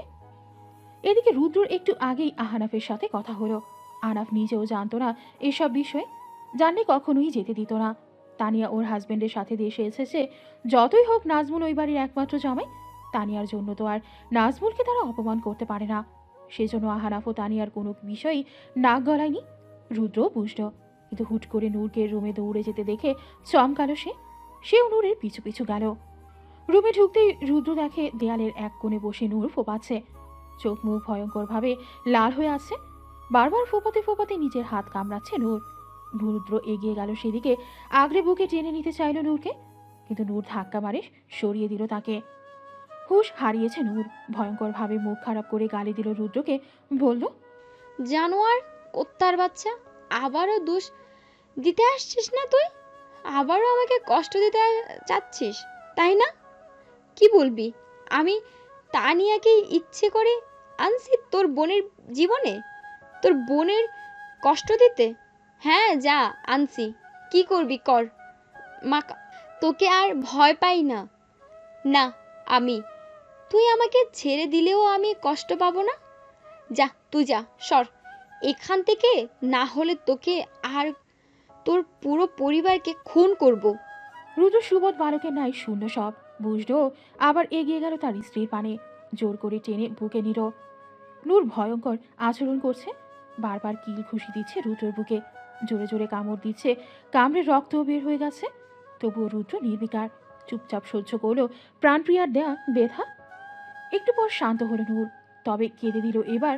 রুদ্র আরো শক্ত করে বুকে জড়িয়ে রাখলো নূরকে, তারপর ধীরে বলল, নূর পাখি, এবার যাই হোক না কেন, যেটাই হোক না কেন, আমাদের এই ছোট্ট সংসারটাকে আমি কোনোদিন আর ভাঙতে দিব না। শেষ নিঃশ্বাস পর্যন্ত আগলে রাখবো জান। ভয় পেও না। তানিয়া কিছু করলে সেটা তানিয়ার দোষ জান, তোমার না। তুমি তো আমার জান পাখি, আর ওই ভুল করবো না জান। ভয় পেও না প্লিজ, আমি আছি তো জান। নিজের শেষ নিঃশ্বাস পর্যন্ত এভাবেই থাকবো তোমার পাশে সোনা। নূরের অশান্ত মন শান্ত হলো, পচা পচা কথা বলায় অনুতপ্ত হলো সে, মাথা তুলে বলল।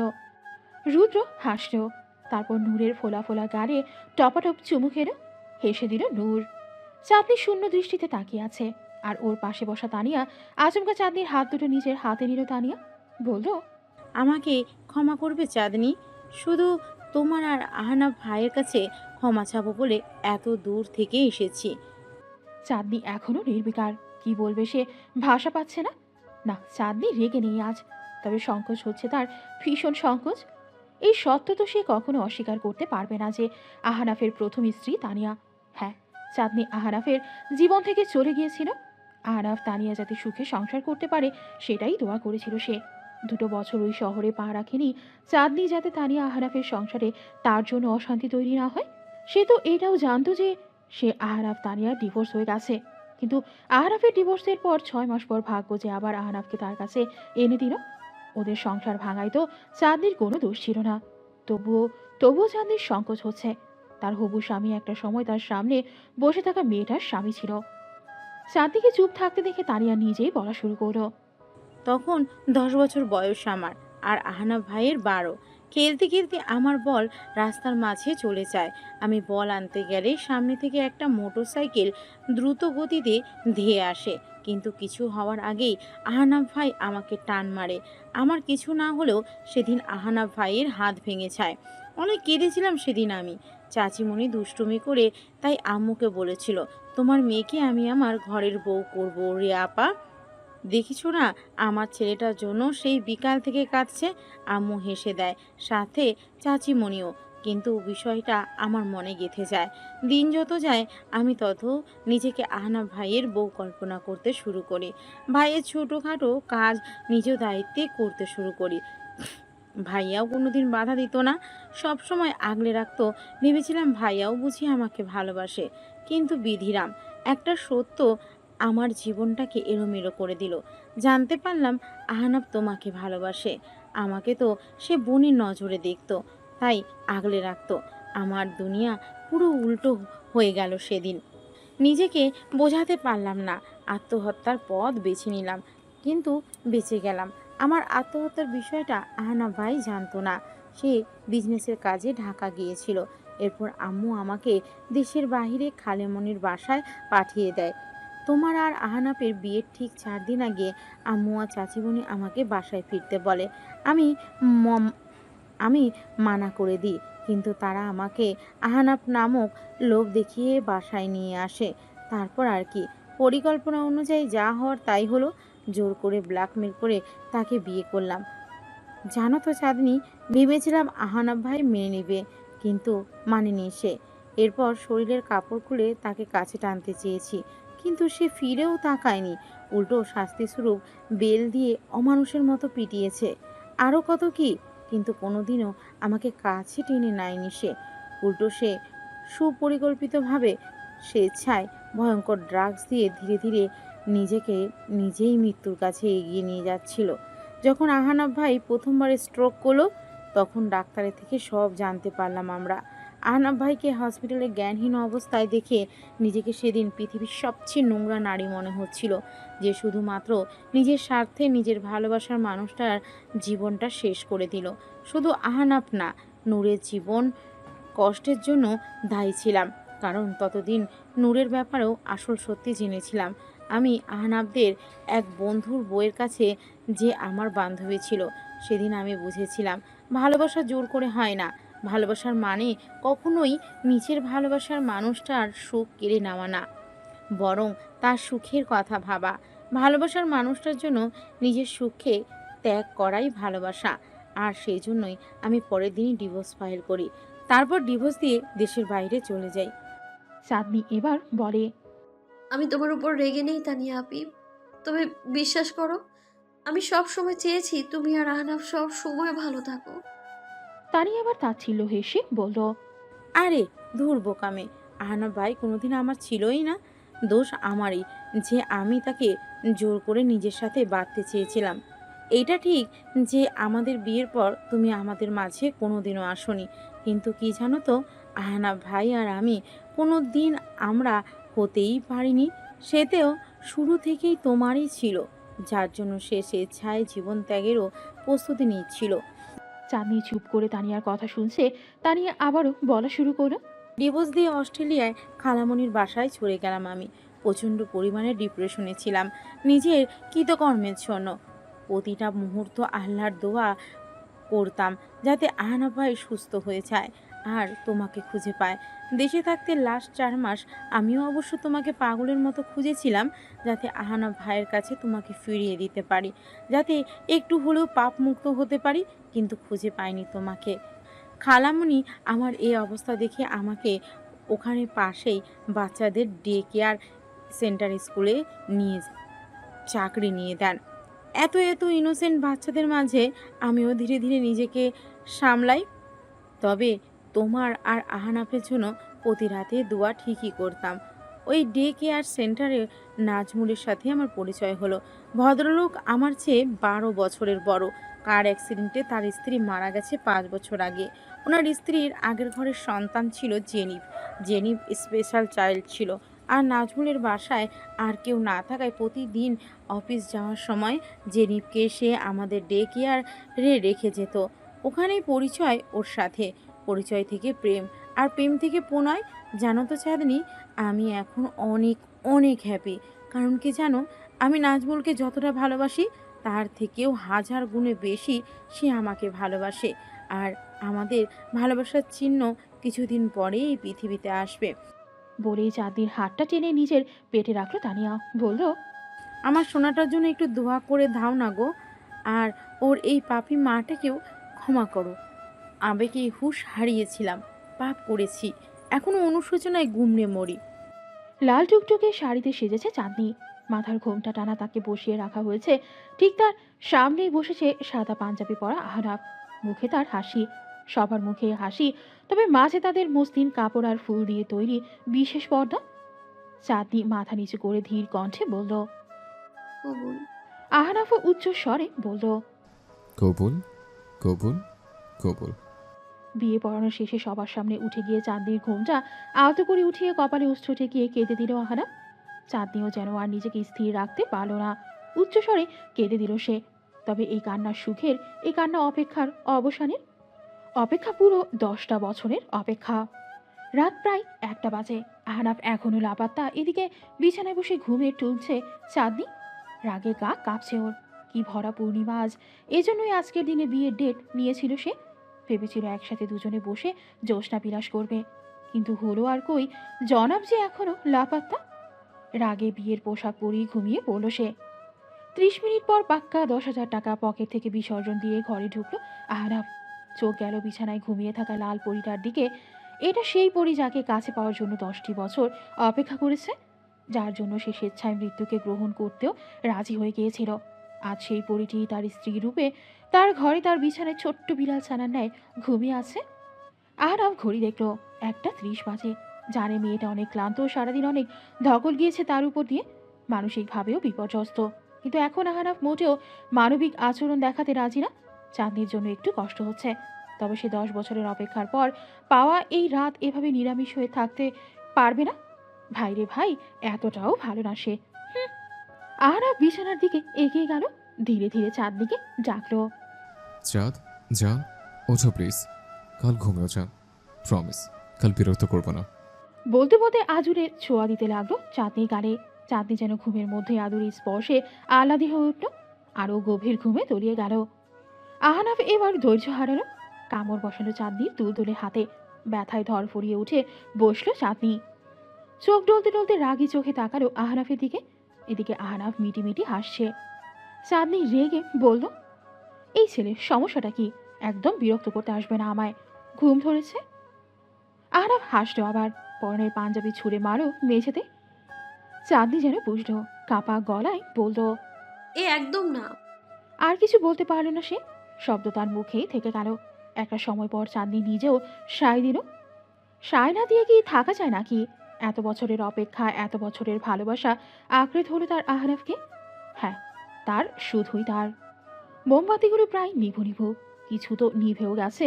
অন্ধকারের মাঝেই জানালার পাতলা পর্দা ভেদ করে বাহিরের ল্যাম্পপোস্টের আলো বিছানায় পড়ছে, আর সে আলোয় দুজন তৃষ্ণার্থ জুটি নিজেদের ভালোবাসাকে পূর্ণতা দিচ্ছে। 9 মাস পর নিজের 7 মাসের উঁচু পেট নিয়ে বসে বসে আচার খাচ্ছে চাঁদনি। এই তো আর কয়টা মাস পর তার পুচকো সোনা আসবে পৃথিবীতে। আহনাফ আর তার সংসার পূর্ণতা পাবে। চাঁদনি এখন ওর শ্বশুর বাড়িতেই থাকে, বিয়ের পরেই ঢাকা ছেড়েছে। রুদ্র আর নূর এখন কানাডায়। অবশ্য নূরের বাবা মা, চাঁদনির বাবা মা উভয়ই কানাডায় ওদের সাথেই শিফট করেছে। চাঁদনিও চেয়েছিল যেতে, কিন্তু আহনাফ রাজি না। তাই আর চাঁদনিও এসব নিয়ে বাড়াবাড়ি করেনি। ভাবনার মাঝে হুট করে চাঁদনির পেটে চুমুর ঝড় উঠল। চাঁদনি বুঝলো তার পাগলা পুরুষ এসেছে। এত এখন নিত্যদিনের ঘটনা। পাগলটা সেদিন থেকে শুনেছে যে তার বাবু আসবে, সেদিন থেকেই চাঁদনির পেটে প্রতিনিয়তই চুমুর ঝড় ওঠে। হাত বাড়িয়ে পাগলটার চুলে বিলি করে দিতে লাগলো চাঁদ। আহনাফ এবার আলতো করে চাঁদনির গালে কপালে চুমু দিল, বলল, ভালোবাসি চাঁদ। চাঁদনি আহনাফের হাতটা নিয়ে গালে রাখলো, হেসে বলল, ভালোবাসি পুচকুর পাপা। হাসলো দুজনে। অবশেষে যে তারা এক হলো, পূর্ণতা পেল। 7 মাসের পেট নিয়ে সিরিয়াল দেখায় ব্যস্ত নূর আর ওর শাশুড়ি মা। এদিকে রুদ্র বিরক্ত, সেই কখন অফিস থেকে ফিরেছে, কিন্তু বউ ব্যস্ত সিরিয়াল দেখায়, রৌদ্র ব্যস্ত দাদুর সাথে খেলা করতে। কাকতালীয়ভাবে নূর আর চাঁদনির প্রেগনেন্সির টাইম একই, ডেট 6-7 দিন আগ পিছ হতে পারে, এই আর কি। রুদ্র এবার আর না পেরে গেল লিভিং রুমে, বলল, নূর, আমার একটা ফাইল পাচ্ছি না, আসো তো। নূর বলল। আর জাস্ট 10 মিনিট, শেষ হলেই আসছি। রুদ্র হতাশার নিঃশ্বাস ফেলে প্রস্থান করল। প্রেগনেন্সির পর থেকেই বউটার বাচ্চামো জেদ আরও বেড়েছে। একটু বকা দিলেই বা কোনো কিছু নিয়ে জোর করলে প্যানিক করে। আবার প্রেগনেন্সিতেও এবার বেশি কিছু জটিলতা আছে, যার কারণে নূর তার মেন্টাল ডিসঅর্ডারের জন্য সেসব মেডিসিন নিত, সেগুলো আপাতত অফ রেখেছে। আর এই কারণে ইদানিং প্যানিক অ্যাটাক বেশি হয়। এদিকে রুদ্রর মা বুঝলো ছেলের চাওয়া, তাই বিজ্ঞাপন বিরতির সময় নূরের মাথায় হাত রেখে বলল, জানো নূরমা, যখন আমার প্রথম বিয়ে হলো, তখন আমি সব সময় তোমার বাবার পিছু পিছু ঘুরঘুর করতাম। সে অফিস থেকে ফেরার অপেক্ষায় থাকতাম। সে ফিরলে দুনিয়ার যত কাজ আছে সব বাদ দিয়ে তার কাছে ছুটে যেতাম। একসাথে রাতের খাবার খেতাম। আসলে একজন স্ত্রী হিসেবে এসব আমার দায়িত্ব, স্বামীর যত্ন নেয়া, তাকে সময় দেয়া, তাই না মা? নূর বুঝলো, অনুশোচনা হলো, ইস ইদানিং এত ভুল করছে সে। রুদ্র কষ্ট পেয়েছে। নূর শাশুড়ির গালে টুস করে চুমু খেলো শাশুড়ির 2 গালে, তারপর উঁচু পেট ধরে গেল রুমে। রুদ্র গোসল করে বের হয়ে দেখে নূর বিছানায় বসে আছে। রুদ্র ড্রেসিং টেবিলের সামনে দাঁড়িয়ে চুলে ব্রাশ করছে। হুট করে একজোড়া চুল তুলে হাত রুদ্রর কোমর পেছন থেকে জড়িয়ে ধরল। রুদ্র মেয়েকে অভিনয় করে বলল, এখন সময় হলো মহারানীর। নূরের চোখ ভরে এলো, আয়নায় তা দেখলো রুদ্র। সাথে সাথে পেছনে ঘুরে নূরকে বউকে নিয়ে বলল, সরি জান, মজা করছিলাম। নূর কাঁদতে কাঁদতেই বলল, কিভাবে আমার মতো একটা মানসিকভাবে অসুস্থ মেয়েকে সহ্য করছো রুদ্র? আমি তো নিজেই বিরক্ত আমার এসব আচরণে।